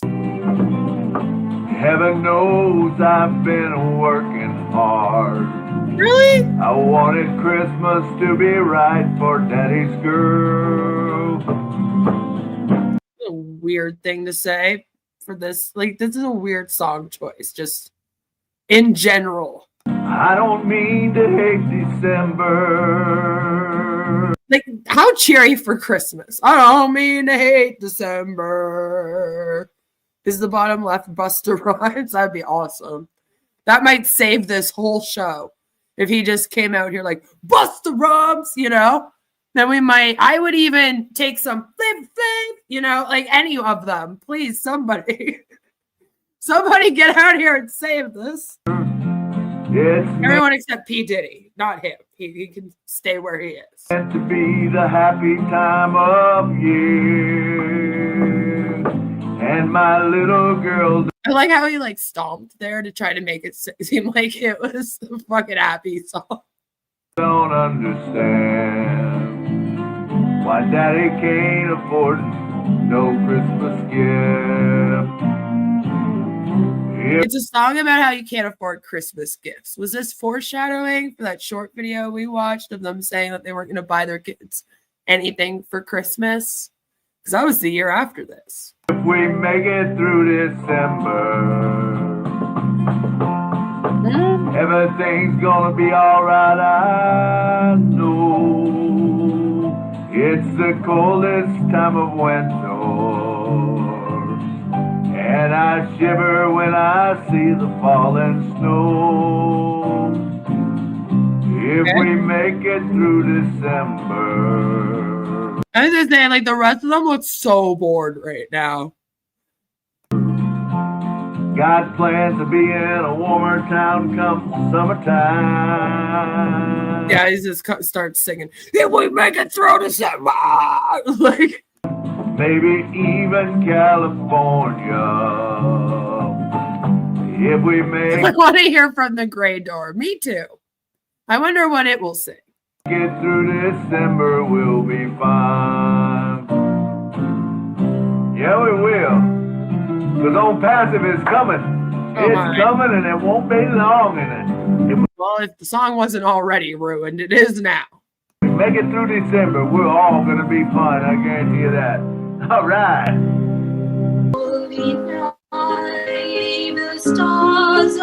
Oh, here we go, Julie.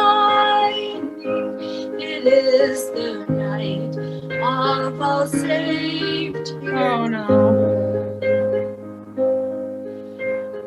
Long lay the word in sin and arrow crying to hear and the It sucks because they're like on Zoom and it seems like one person's playing the music and then Julie's singing.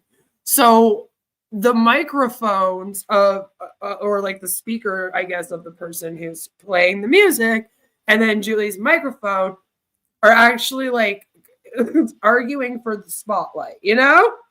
That's what's going on here. So the music's cutting out, her voice is cutting out. It's a mess, I tell you, an absolute mess. Oh,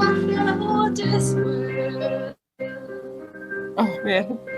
The thrill of the weary bird rejoices, for yonder breaks a new Oh no, oh no, here we go. Oh no. On your knees. I'm very scared for this next part. I'm very scared. It gets higher here. Oh, Not Yoko.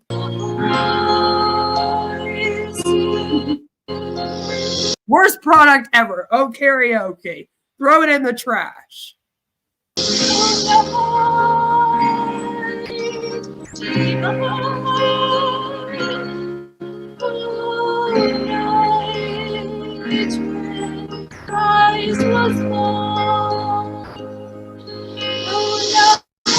See, it's she's not that bad. It just sucks that it's like on a Zoom, like I said, and then the music isn't coming from her. It's somebody else is playing the music and then she's singing along to it. So it's like fucking Zoom doesn't know whether to give the stage to the music or her singing or both or what the hell is going on.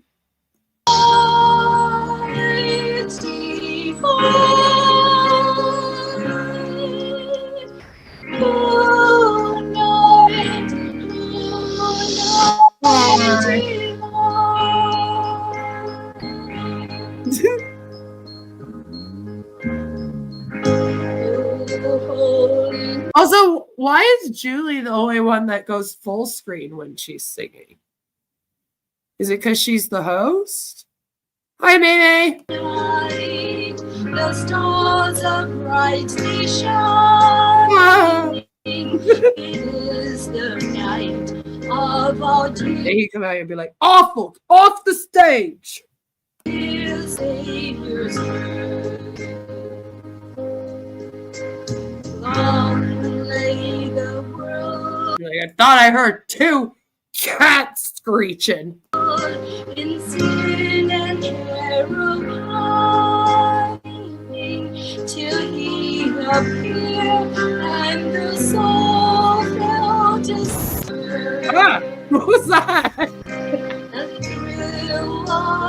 The microphone screamed there for a second. It was like, help me. The weary heart rejoices, for yonder breaks Hi, Chelsea. and glorious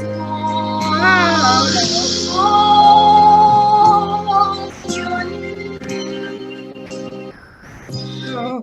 healing joys.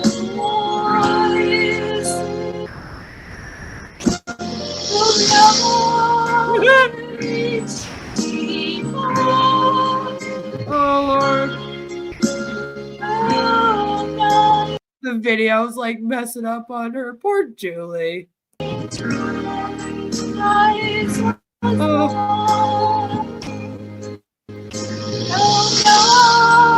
like thought she was over, so they took her off of the live stream that she keeps going.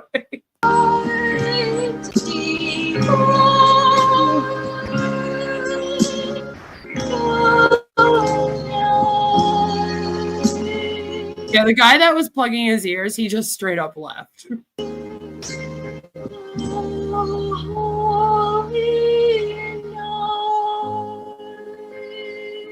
Oh, okay.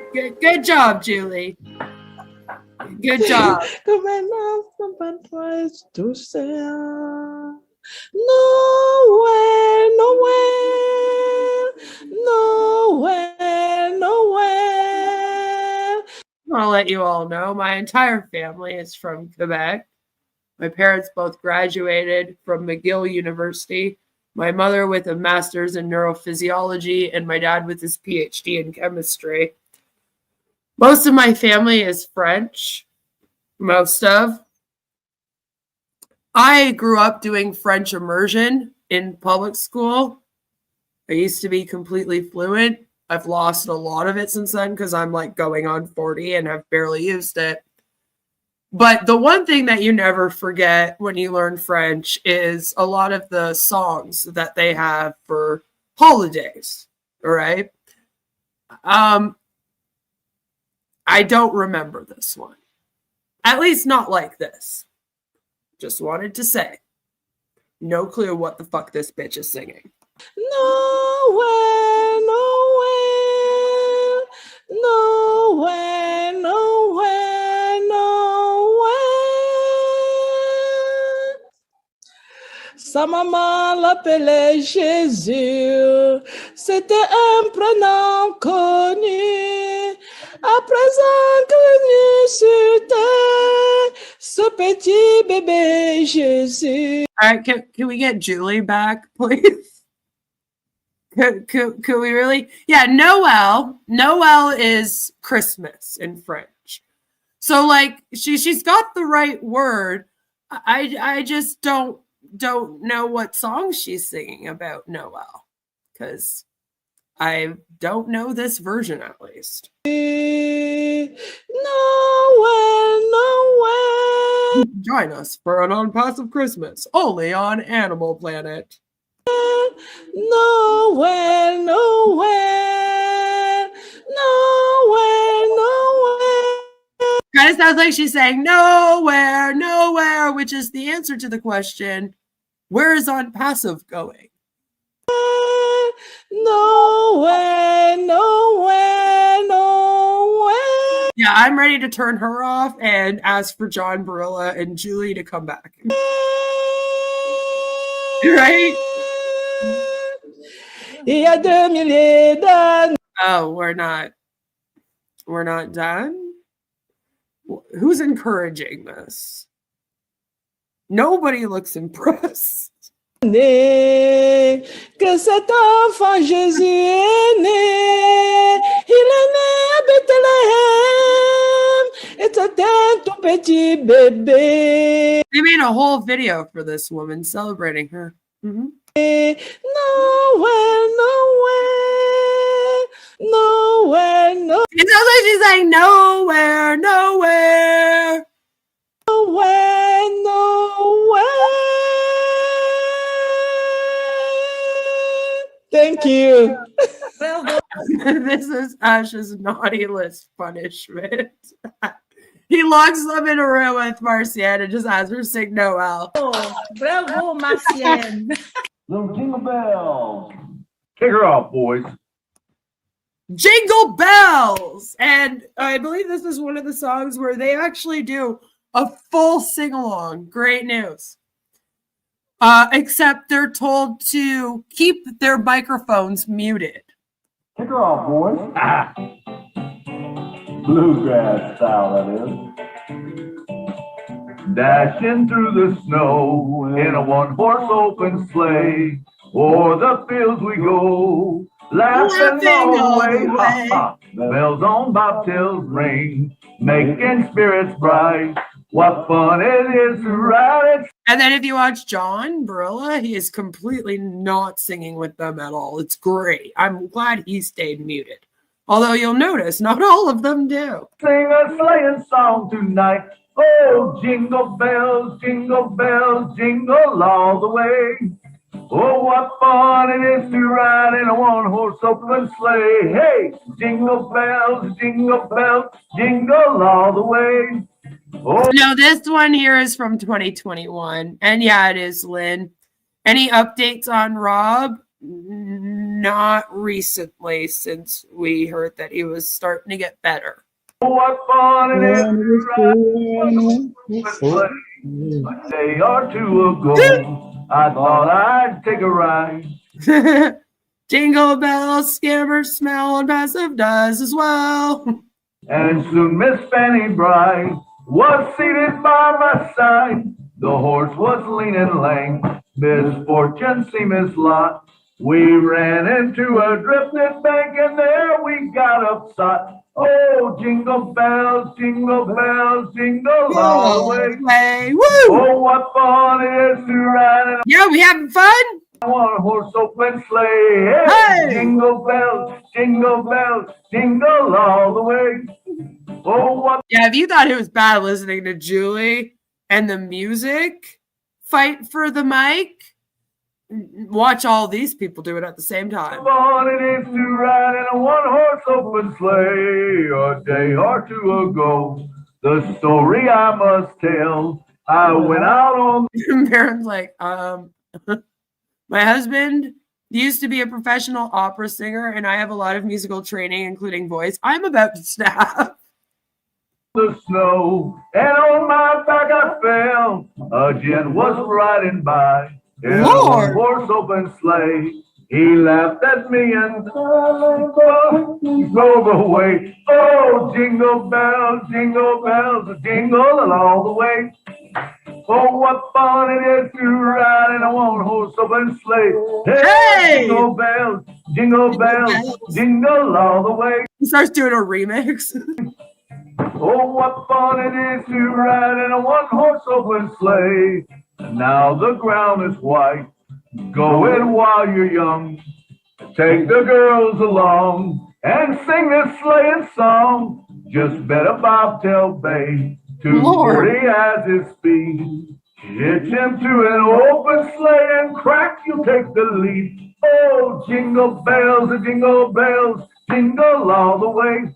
Woo! Oh, what fun it is to ride in a one-horse open sleigh. Hey, jingle bells, jingle all the way. Oh, what fun it is to ride in a one-horse open sleigh. Yeah. Yeah. All right. All right. Every time Milo says that, he reminds me of Matthew McConaughey. Like, all right. Jingle bells. We All wish you right. a Merry Christmas. Let's hit that one off, guys. Oh, no. Thomas says, I'm sorry, but I can't jingle all the way without stretching first. All right, I believe that this is our last song. Which again, by the way, when Milo tells them to do these songs together, it's hilarious. I didn't keep it in. Maybe I should have.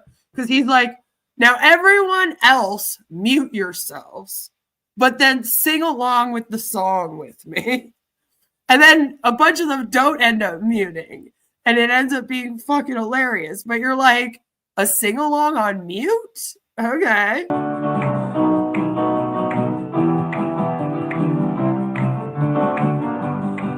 We wish you a Merry Christmas. We wish you a Merry Christmas.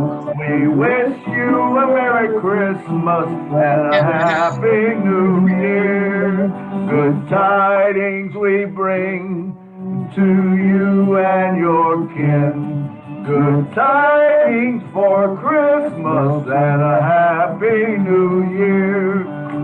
I thought it was king, but he says kin. Like, good tidings we bring to you and your kin. That I was like, oh, a new version. Awesome. Maybe I'm wrong. Let me know. Maybe it's some kind of weird Mandela effect. What are the lyrics to this song? We all know that Santa's coming. We all know that Santa's coming.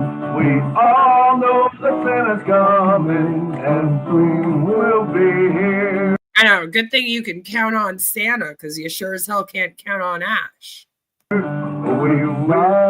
things we bring to you and your kin. Good tidings for Christmas and a Happy New Year. Is it kin for you? Because here's the thing. I asked a bunch of people, and it was like half and half. And then I was like, does nobody know the words to this? You a Merry Christmas. We wish you a Merry Christmas. We wish. So, like, seriously, tell me, is it kin or is it king for you? Because allegedly, there's people out here singing both. So I want to know, what is the lyrics to these songs? Wish you a Merry Christmas and a Happy New Year. Onpassive is coming. Onpassive is coming. Onpassive.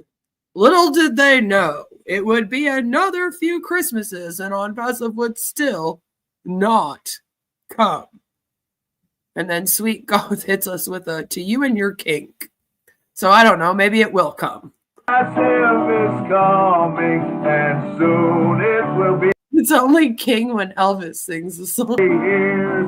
So we wish you a Merry Christmas. We wish you a Merry Christmas. We wish you a Merry Christmas and a Happy New Year. We wish you a Merry Christmas. We wish you a Merry Christmas, and we will see you next year. Yeah, thank you. Thank you to the Milo and Julie show. That was great fun. I greatly enjoyed that. I really did. I hope that you guys found that fun as well.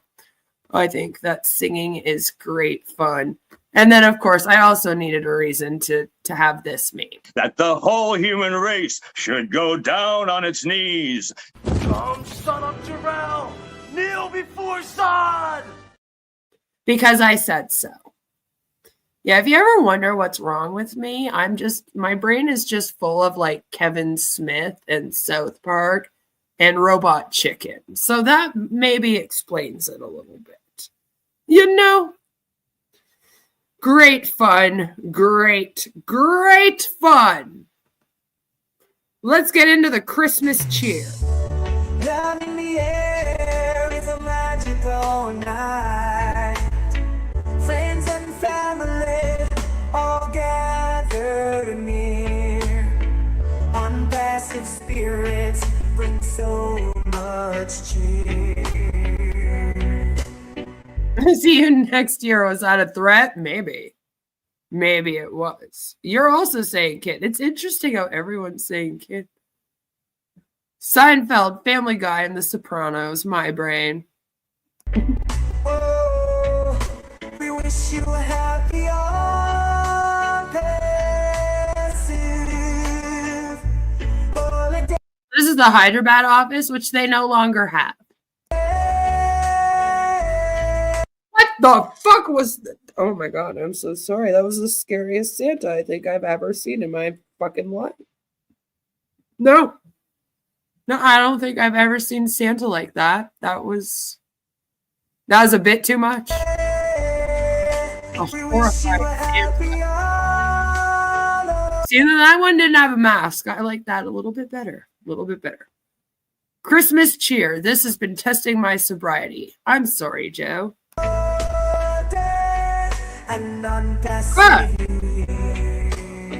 That's Dr. Soha. That's how old this one is. You'll see Muhammad Kamal there. It's the gentleman in the dark shirt touching the tree.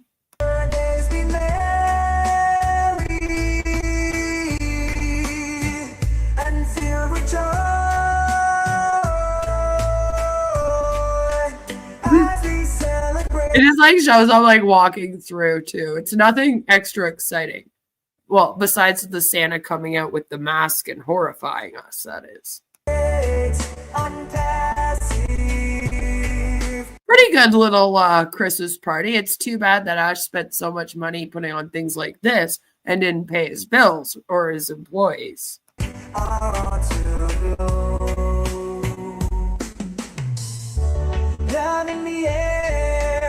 Dr. Susan has left.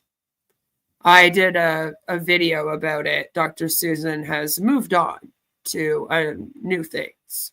No longer with Onpassive. Ghetto Santas. I'm sorry, they were scary. The type of Santas that come in and then they rob all of your Christmas presents. Don't trust it. Especially this one with the mask right here. All right, this one with the mask, I don't trust him. What's he got going? So much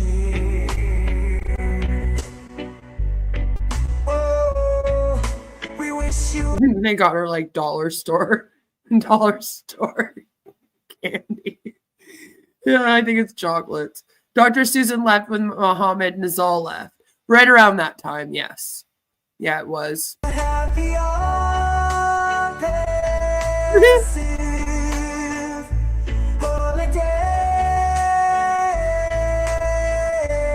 Onpassive Christmas celebrations. Right? Corporate Christmas consumerism knows no boundaries. It's quite the Christmas party when you're thinking that when this was happening, they were unable to pay their bills. They were unable to pay their rent. They were unable to pay any of these employees. None of these people that you're seeing in this video got paid. They're all owed wages. And yet, somehow, they have quite the Christmas party going on. It really makes you go, huh, so that's where the money went? Looks like a Planet of the Apes Santa. It does. It's fucking scary. Freddy Krueger, yeah.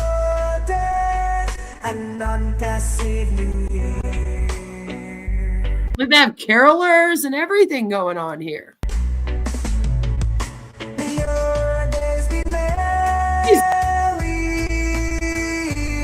Hello.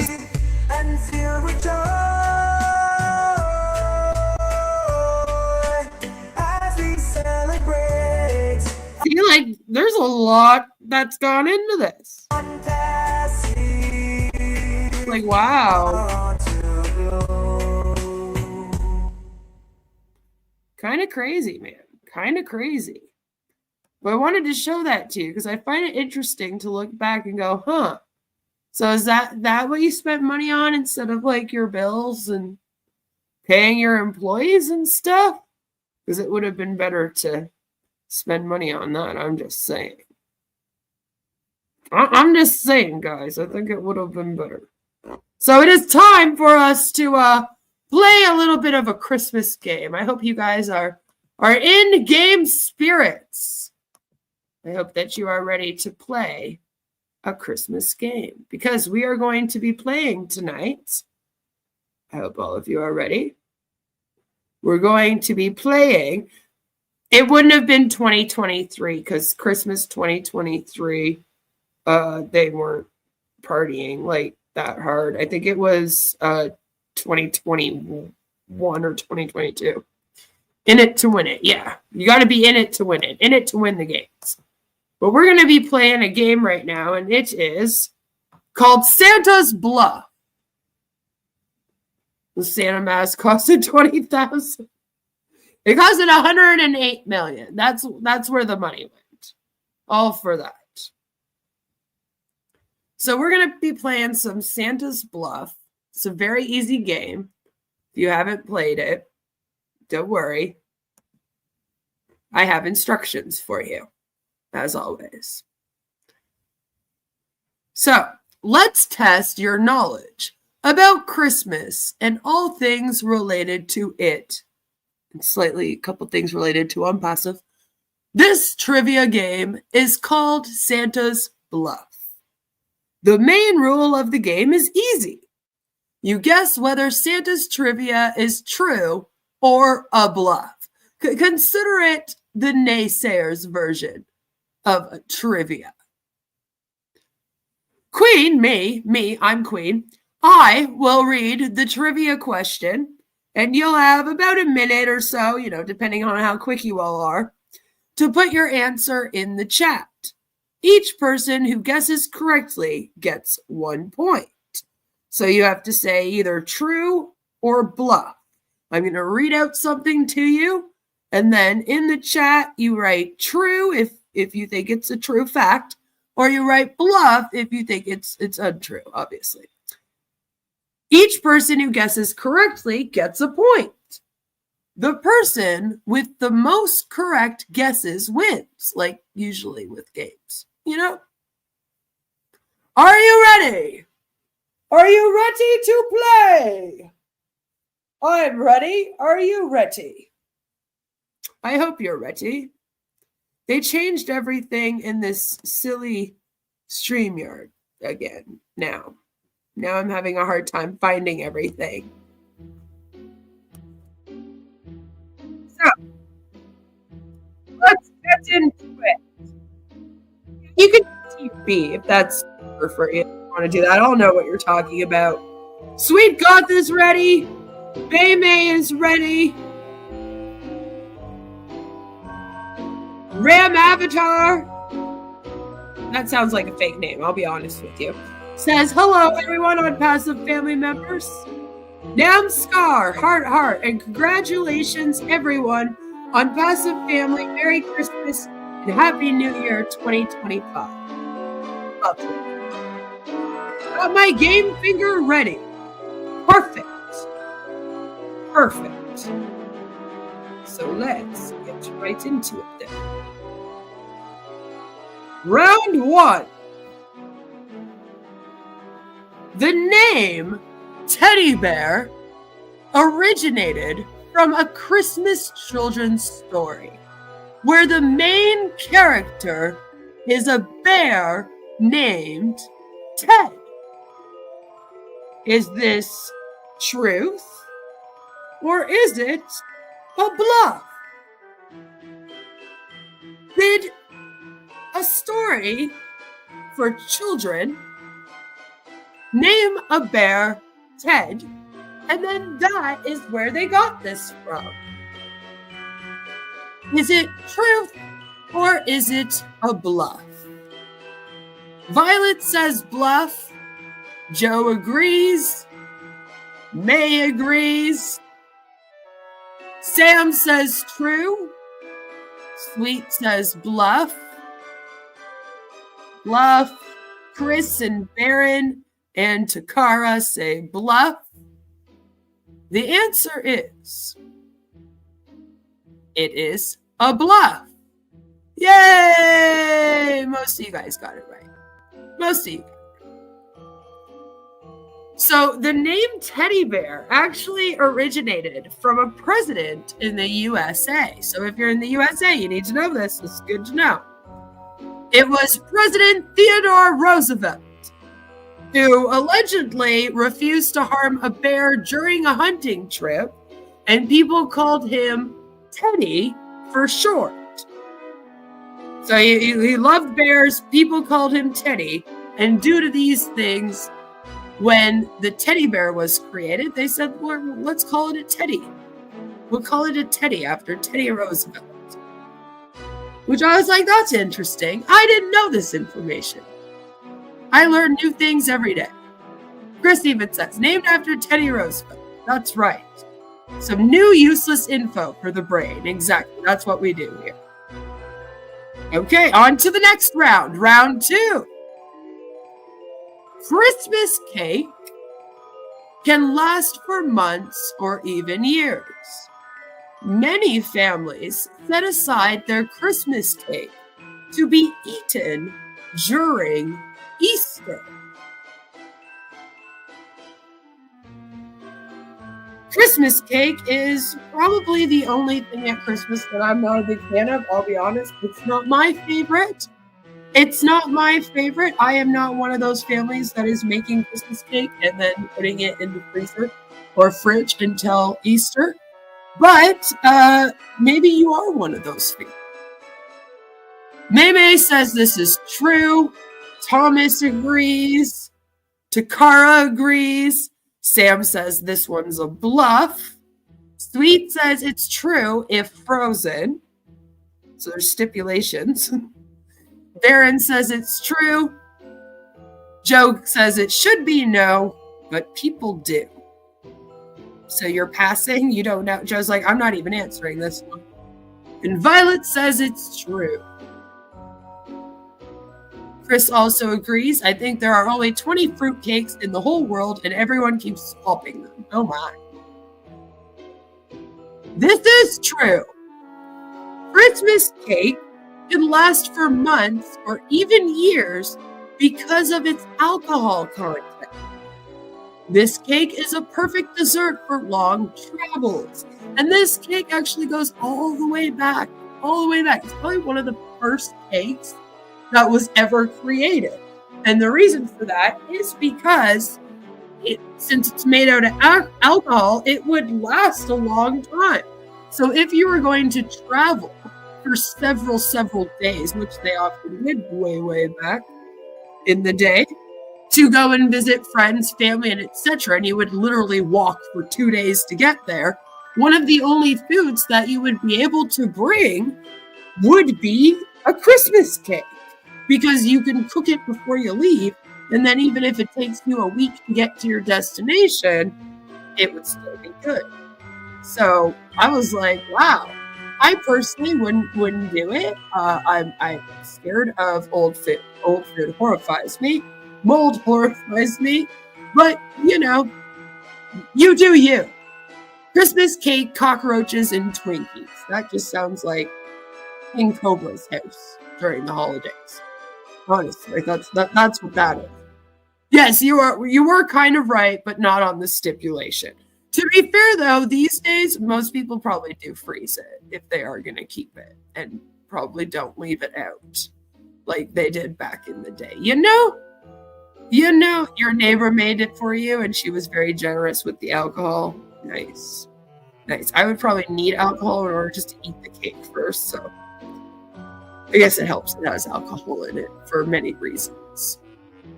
On to the next round. Round 3 is the country that holds the world record for the most snowmen created in 1 hour is Japan. Is this true or is this false? How do you find this out? Is it in the Guinness Book of World Records? How do you even find out that this is a world record? Are you just sitting around your house one day and you're like, do you know what I would really like to do? I would like a bunch of us to get together and build as many snowmans as we can within an hour and see how many we can build. It would be great fun. And then one of the other people in the room pipes up and says, we should check the Guinness Book of World Records to see if that's a thing.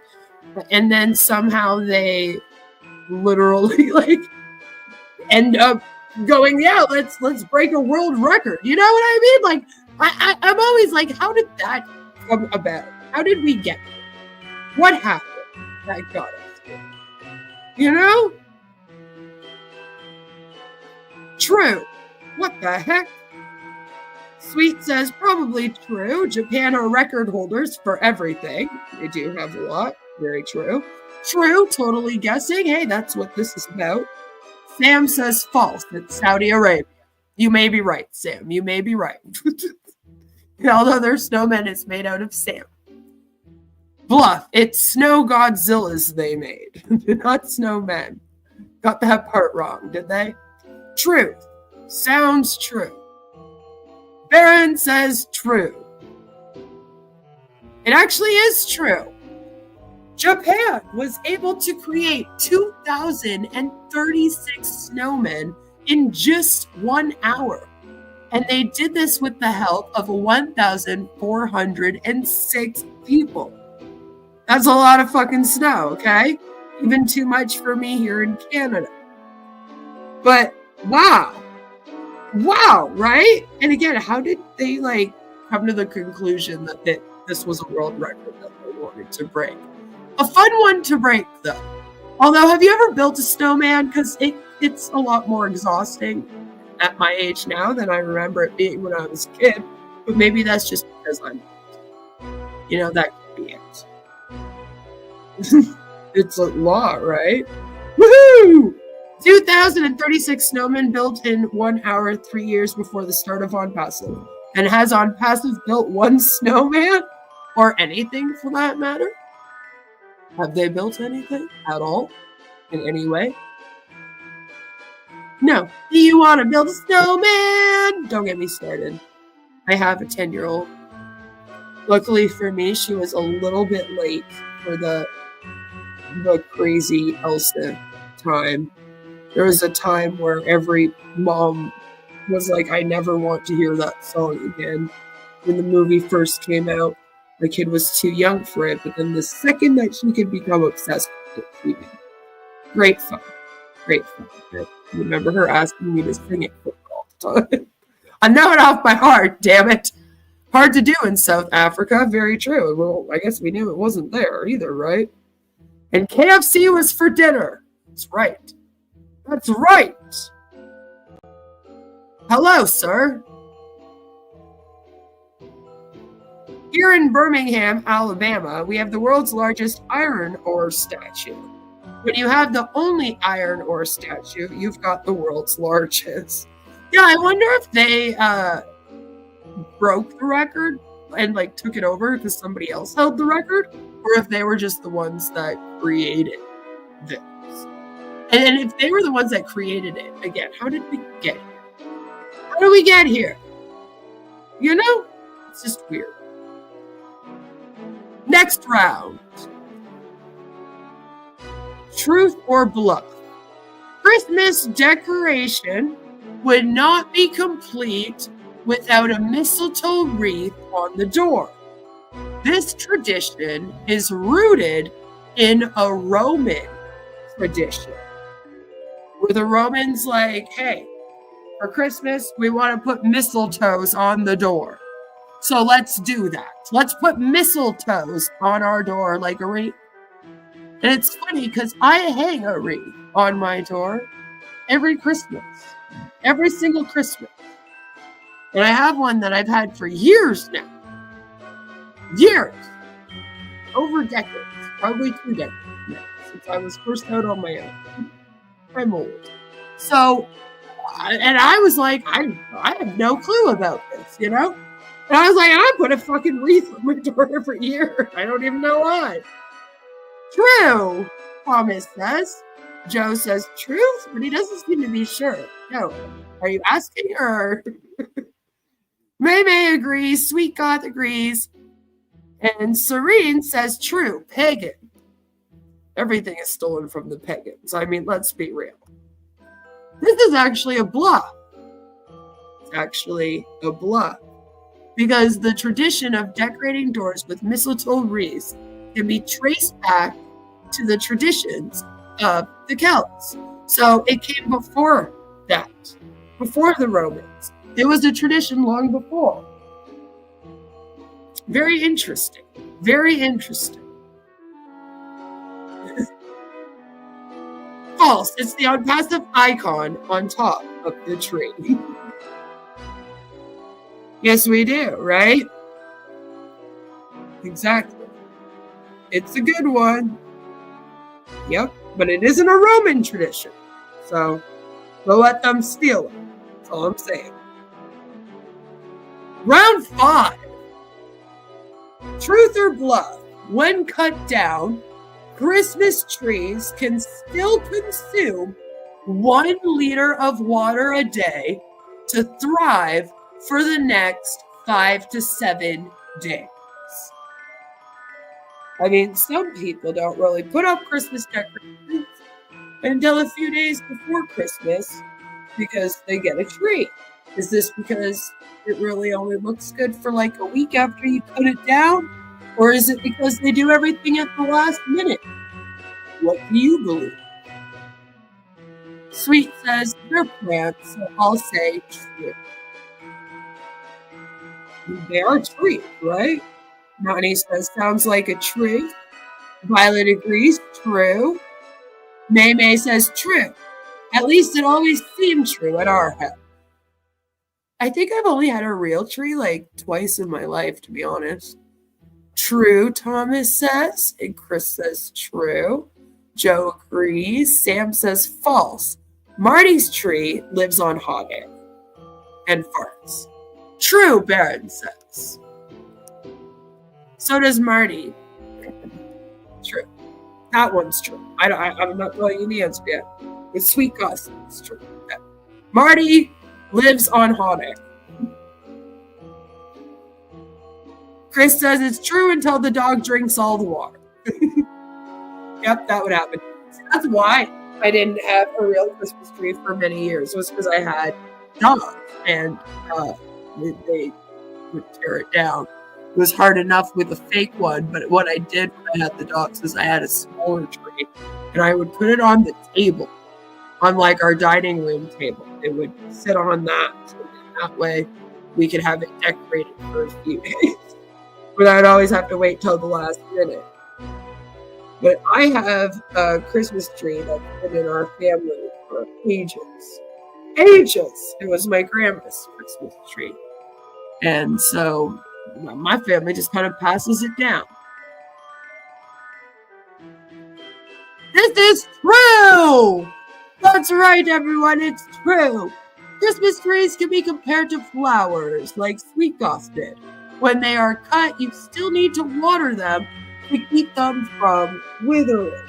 And then, of course, they have a life, a shelf life of how long that you can do that. My tree is a tiny one that takes an AA battery. I can't be bothered with trees. Oh, I got you. I got you. Way to join in. Cats climb the tree and lays on the presents. Yeah, I can't have cats. I'm allergic. I is smarts. So that one is true. On to round 6. The inspiration for Santa Claus comes from a Greek Christian bishop named Saint Nicholas, who is known for secret gift giving. Where did Santa Claus come from? Where did he come from? Was he just made up one day? You know, some people believe that he was made up by Hallmark and Pepsi in order to commercialize the holiday, and that he didn't exist until Pepsi, you know? So was it based on a Greek Christian bishop, Saint Nicholas? Sam says true. Aaron also says true, and so does Violet and Nani and Serena as well. But Sweet says false. He was supposedly a bishop that gave gold coins to help a guy marry his daughter. Right? What the hell? I'm going with Bluff. And then he was sainted for it. Story is true, but the details are wrong. Fair. Fair. Here it says that it's true. St. Nicholas was known for his covert gift giving, which is commemorated on his feast day every December 6th. Right? But this is the PG version of the story, let's say. The safe for kids version of the story is that St. Nicholas just kind of secretly gave gifts to all the children. And yeah, he's celebrated in Greece December 6th. So they don't even celebrate him on Christmas, which is kind of funny. So there's that. Round 7. Christmas hams. By the way, there's 10 rounds in case you're wondering. Christmas hams are a recent tradition added to the holiday celebration that dates back to the 1950s. Did they not eat Christmas ham before the 1950s? Why ham? Or why not ham until the 1950s? I don't know. Ask that question whichever way works for you. What do you think? Is this true or is this a bluff? I mean, who knows? Maybe hams came about because stay-at-home moms were like, listen, turkey takes too long to cook. So I would like to cook a ham this year. Thank you. Who knows? You know? Maybe it was the homemakers that did it. What do you think? May says true. And Thomas agrees. And Sweet Goth kind of agrees, although not sure. Sam says false. It's a way for my bosses not to give me a bonus check. I used to have a workplace like that. And they used to give us a turkey. And the turkey would be quite small too. Like, you know, 10, 15 buck turkey. They're usually like $30 for a decent one, right? And yeah, that used to suck. Been there. Baron agrees with Sam. So does Joe and Chris. And Nukel says true. Nani says bluff. And Chris says ham doesn't get dry like turkey. Fair point. It is a bluff. Christmas ham is believed to have originated in England or Scandinavia and was first served by Saint Stephen. So you learn something new every day. Hopefully you're learning some things here today about Christmas and our Christmas tree. But yeah, that was definitely before the 1950s. And it's rumored that the reason why is partially because ham, you can eat ham and it can last a long time. It doesn't get dry. Again, you can travel with it a lot more than maybe a turkey. It's easier, smaller, but it feeds just as many people, if you will, you know? So, makes sense. Round 8. Christmas 2025 will arrive before Onpassive launches their scam. Truth or bluff? Do you think that they are going to launch between now and next Christmas or this time next year? Do you think next year I won't have to play that video again of them all talking about they aren't getting Christmas presents for their kids and grandkids because they will have finally launched? Because I will play that video every Christmas over and over again until they launch. I swear I will. What do you think is going to happen? Bluff. Do you think it's a bluff that Christmas will come before? Joking. It'll be true. All right. I like fresh Canadian goose. We aren't allowed to do that here. It's a protected bird here, Joe. So I'm going to pretend like I didn't read that. Violet says true. May agrees. Joe agrees. Chris agrees.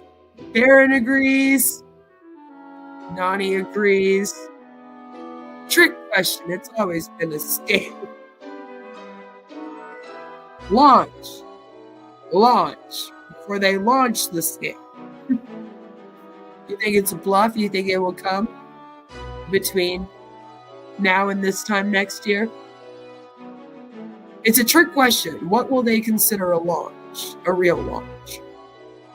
True. The answer is true!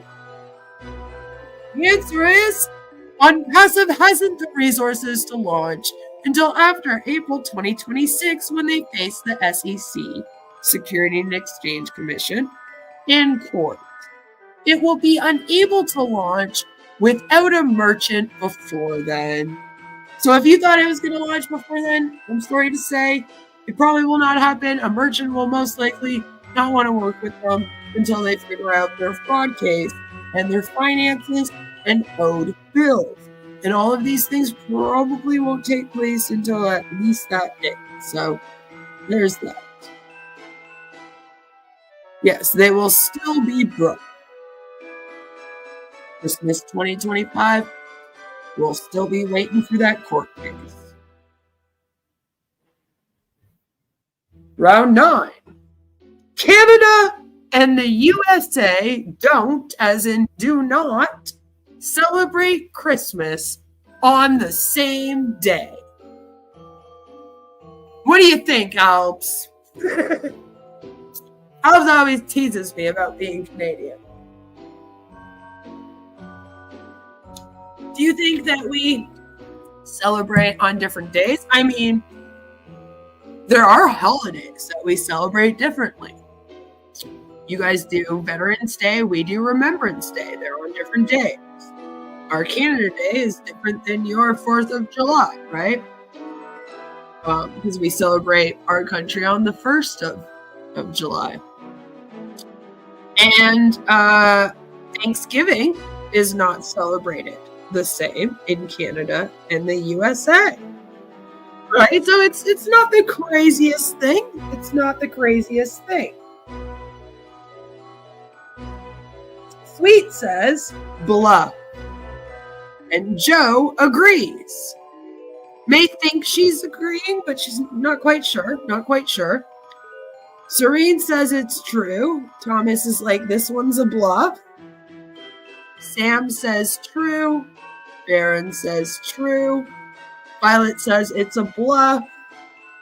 And Nani agrees that it is a bluff. So does Chris. You're changing to false. Okay, Baron, I'll let you change it. But no more changing now. It is a bluff. Christmas is celebrated on December 25th in both Canada and the USA. We do celebrate that holiday on the same day. In fact, it might be one of the only holidays that is just everyone celebrates it on the same day. Christmas, it's always December 25th. We are now on our very last question. Being a naysayer is more moral than promoting the Onpassive scam. Is this true or is this false? I know they think we're more negative, but what about more moral? Is it more moral to speak out about scams and try to educate consumers and the public about ways to protect themselves? Or is it more moral to try to save all of humanity by using Onpassive products? So being a naysayer is more moral than promoting the Onpassive scam. Truth or bluff? Sweet Goss says truth. The US, you guys celebrate Christmas Day on the 24th. The 24th is usually Christmas Eve, right? But then the 25th is like Christmas Day. The Europeans do Christmas Eve. A lot of people celebrate and open presents on Christmas Eve. That's we have a true from Sweet, a true from May. Eternal truth, Aaron says. You got really serious with that one. Ronnie says truth. True. Oh, string. True. Thomas says, Bluff, I'm a sick freak. I say nay about a lot more than Onpassive. That's good. It's true, Lavu says. And Serene agrees. So is being a naysayer more moral than promoting the Onpassive scam? Sam also says true. Just slipped it in there, did you, Sam? That is true. Speaking out about scams is far more moral than promoting them and hurting other people. So being a naysayer is more moral than promoting the Onpassive scam. Merry Christmas to everybody. I hope that you had fun playing that awesome game with me. I had fun with all of you playing that awesome game. I think these games are fun, and I may even add it to the list of things that we do, you know? Or maybe we can do like 2 truths and a lie or something. We'll work it out as we go along, as we still are with a lot of the games. So there's that. All of you won. All of you won. Congratulations. Except for Sam. I think he got a lot wrong. No, I'm just joking, Sam. We celebrate Boxing Day on the 26th. It's Christmas Day, too, for split families. Yes. Yeah. Christmas Eve is the 24th. Christmas Day is the 25th. Boxing Day is the 26th here as well. The naysayers, that's right. That's right. Always more moral to be a naysayer. Well, we are almost at the end. And like always, I really do like to leave us off with a good old story. So everyone cuddle up, get comfy, grab a blanket, cozy up, you know. Don't fall asleep, but it is finally time for an Onpassive Christmas story time. Merry Christmas, everyone. This is Dr. Bill Williams, wishing you a Merry Christmas and a Happy New Year. Fantastic holiday season to you and your family. Merry Christmas, and I thought if you'd like, I'd read you a Christmas story. Are you ready? 'Twas the night before Christmas, and all through Onpassive, not a go-founder was stirring, and none dare be asking. The stockings were hung by the chimney with care, in hopes that launch day would soon be there. The little founders were nestled all snug in their beds, while visions of Okonek danced in their heads. With Mama in her PJs and I ready to nap, we were just thinking about one last present to unwrap. Then out in the street there arose such a roar, I sprang from my desk to see what had come ashore. Running down the hall, I leapt like a deer, yanked open the front door to see what was there. The astrological brightness of Jupiter and Saturn's display imparted a glittering radiance to Florida's Tampa Bay. Then what to my wandering eyes should appear but a grand Mufareh guide and the troop of 8 mountaineer. With a striking leader of confident dash, I knew in a moment it must be Sir Ash.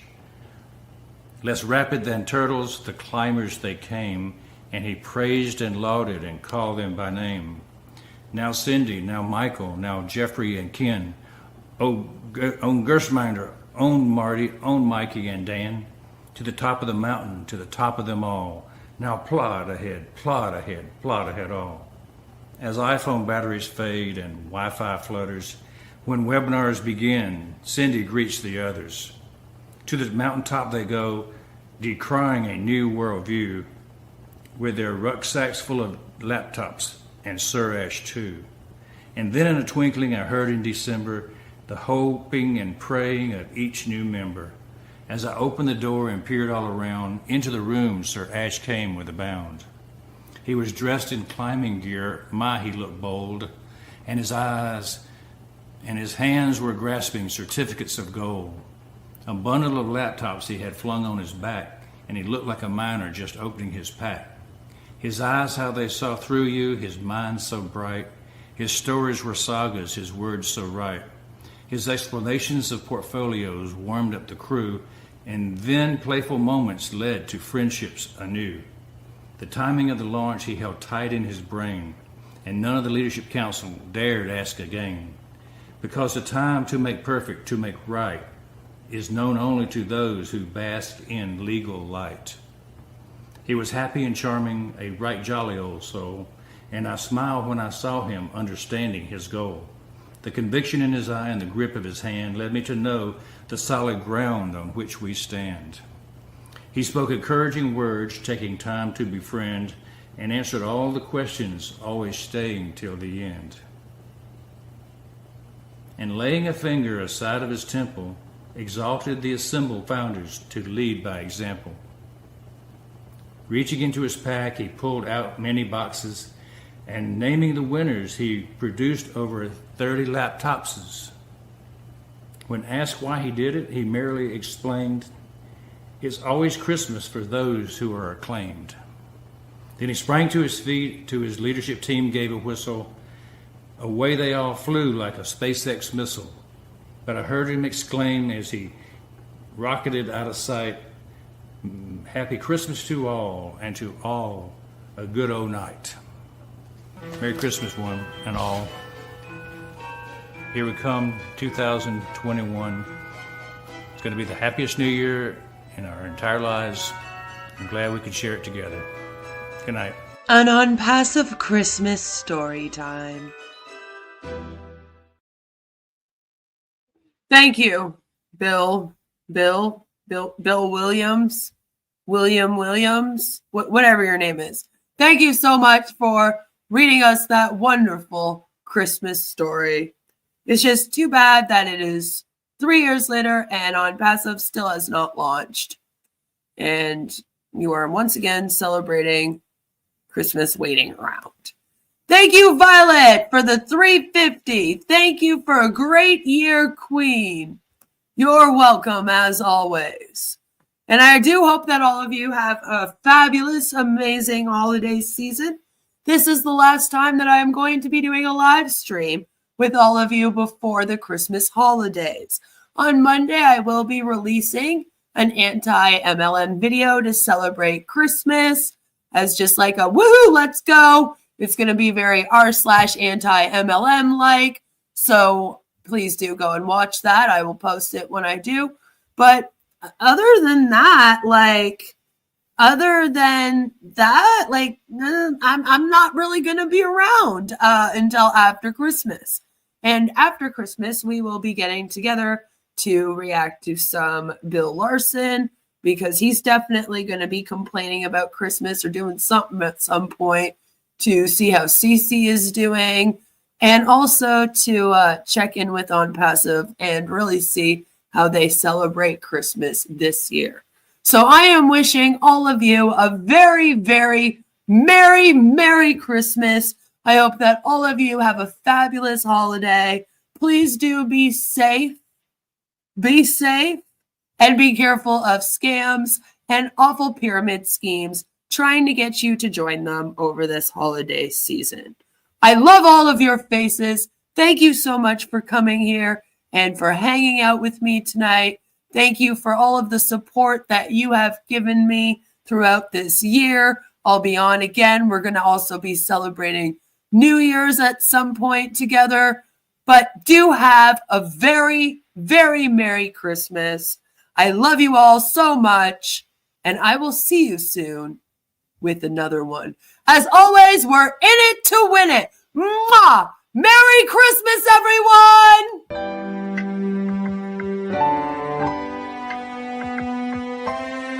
My name is Mufareh, and I'm your friend.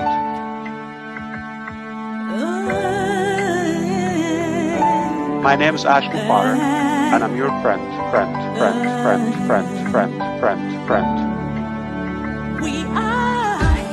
I'm Mike Ellis, by the way.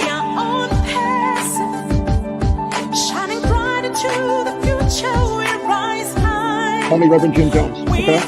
Let's go to Guyana, all right? No joke. If that's the call. Hey.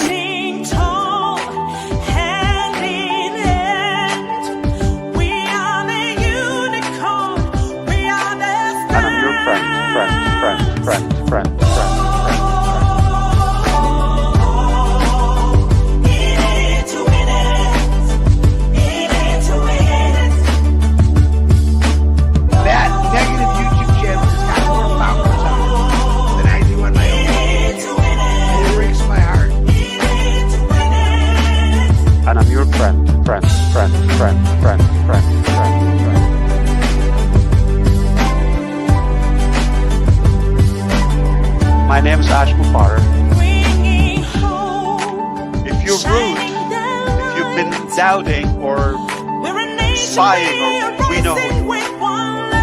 Stop going there. She wants to be the first to make us look silly. Yeah, Queen of Karma's on there asking for a debate. That's the lady I brought out. Her debate was 3 minute Ash.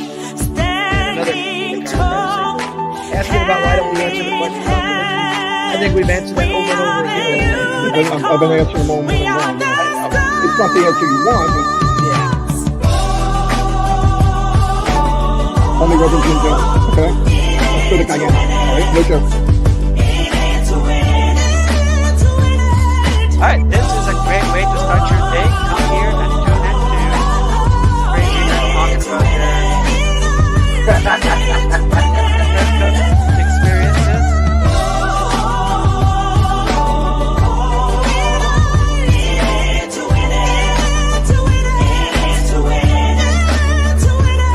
My name is Mufareh, and I'm your friend.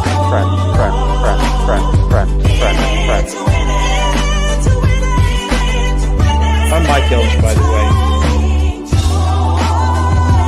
Merry Christmas, everyone! Have a fabulous holiday!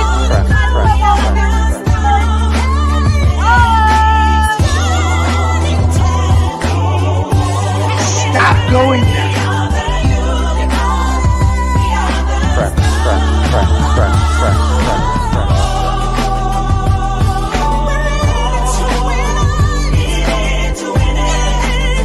That negative YouTube channel has got more followers on it than I do on my YouTube channel. It breaks my heart. And I'm your friend.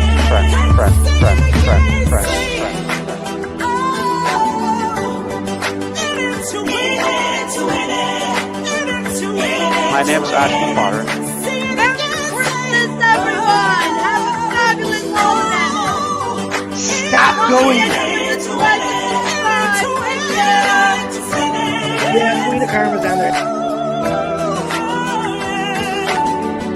My name is Mufareh, and I'm your friend.